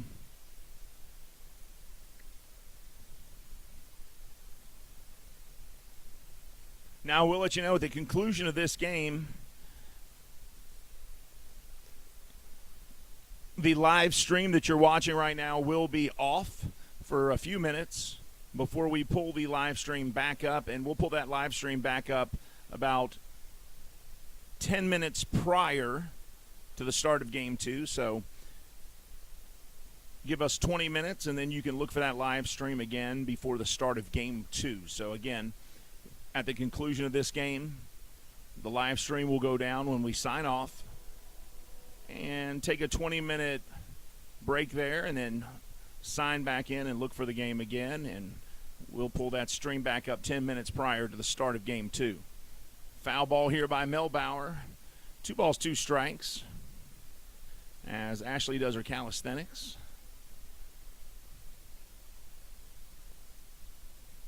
Stay alert. 2 balls, 2 strikes, 2 outs. Runner at second. That's Gavin Johns. And, Gibbs thought he had it, and so did I.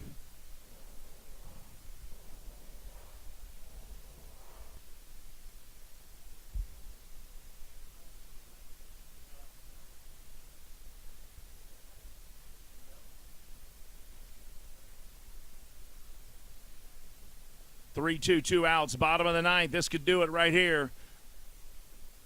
And it's in the dirt, and he'll walk Clayton Melbauer, and this game is not over. Runners at first and second now with 2 outs in the bottom of the ninth, and the potential tying run walking to the plate. Are you serious? Could the Genomes somehow, some way, get back into this game?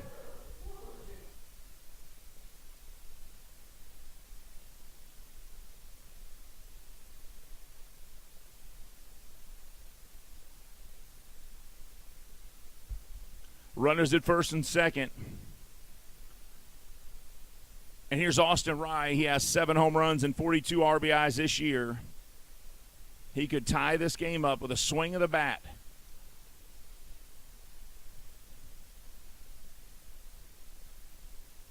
What a game we've had today already.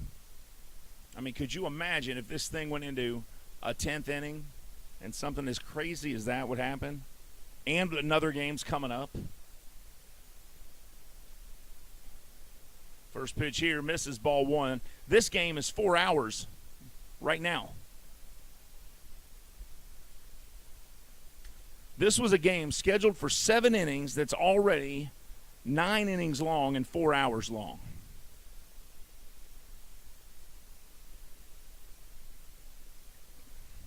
And now Gibbs steps off, shaking off the signs from his catcher, and now the catcher heads out there to try to get this sorted out so we can get back to live action here, because they're missing each other's signals somehow, some way.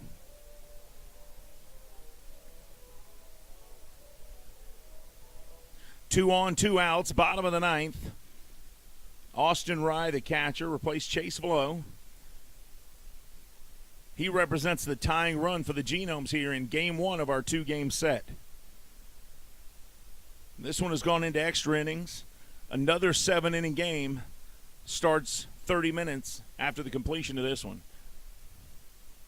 That one low, 2 balls, no strikes.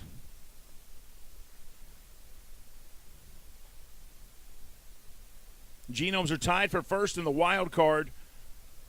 They need every win they can get from this point on out. The Legends doing everything they can to spoil that exact scenario. Genomes on the season, 59-52. And this one hit high into the sky, right field, and it's going to sail foul. 2 balls and 1 strike.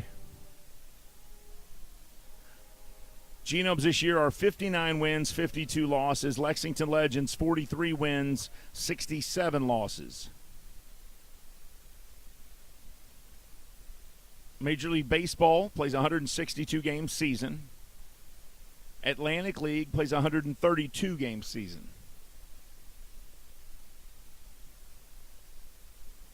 There are 21 games left in the season for these teams, this being one of them. At the conclusion of today, they'll have less than 20. Swing and a miss here. 2 balls, 2 strikes, and once again, the Legends are 1 strike away from winning game 1 here in extra innings. The Genomes are 1 swing away from tying game 1 up and staying alive in extra innings. He's got his sign, 2-2, runners at first and second. And this one ripped to second, caught, game over. Legends will win this one 9-6. A line drive by Austin Rye, caught by the shortstop Manuel Geraldo. Folks, Legends win 9 runs, 13 hits, 2 errors. Genomes 6 runs, 7 hits, no errors. In extra innings, Legends take this game 1 9-6. For our public address announcer, Will Painter, also our DJ Picasso, a.k.a. Will Painter. Logan Weiler was on the video board. Judith Drake was technical director. Sam Wallace-Smith was the home plate camera operator. Hugh Davis was the official scorer. The MLB stringer was Ashley Grigsby. I'm Steve Tressler. Game 2 is coming up in 30 minutes. Check back in here in about 20 minutes. We'll do a Game 1 wrap-up leading into Game 2. But these two teams are going to exit the field. We'll be back in 30 minutes with the start of Game 2. This is Wild Health Genomes Baseball saying we'll see you in 30 minutes. That's all for this time. Until next time, have a great time. See you in 30 minutes, everybody. Go Genomes.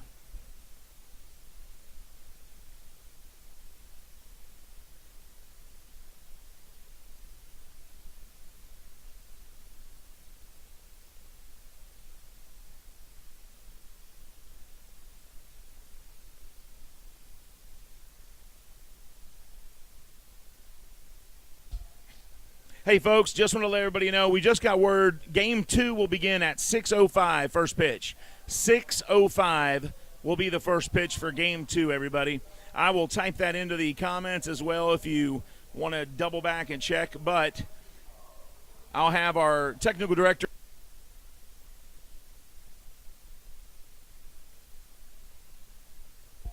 So she will leave up the 6:05 start time for a couple minutes for everybody to see who may have had the sound down on the game instead of listening to my soothing voice. But we'll put that up so you can see it. Then the stream will go down, and we'll come back at about 5:50 for Game 2, everybody. This is Kentucky Wild Health Genomes Baseball. I'm Steve Tressler signing off until 6:05. Go Genomes.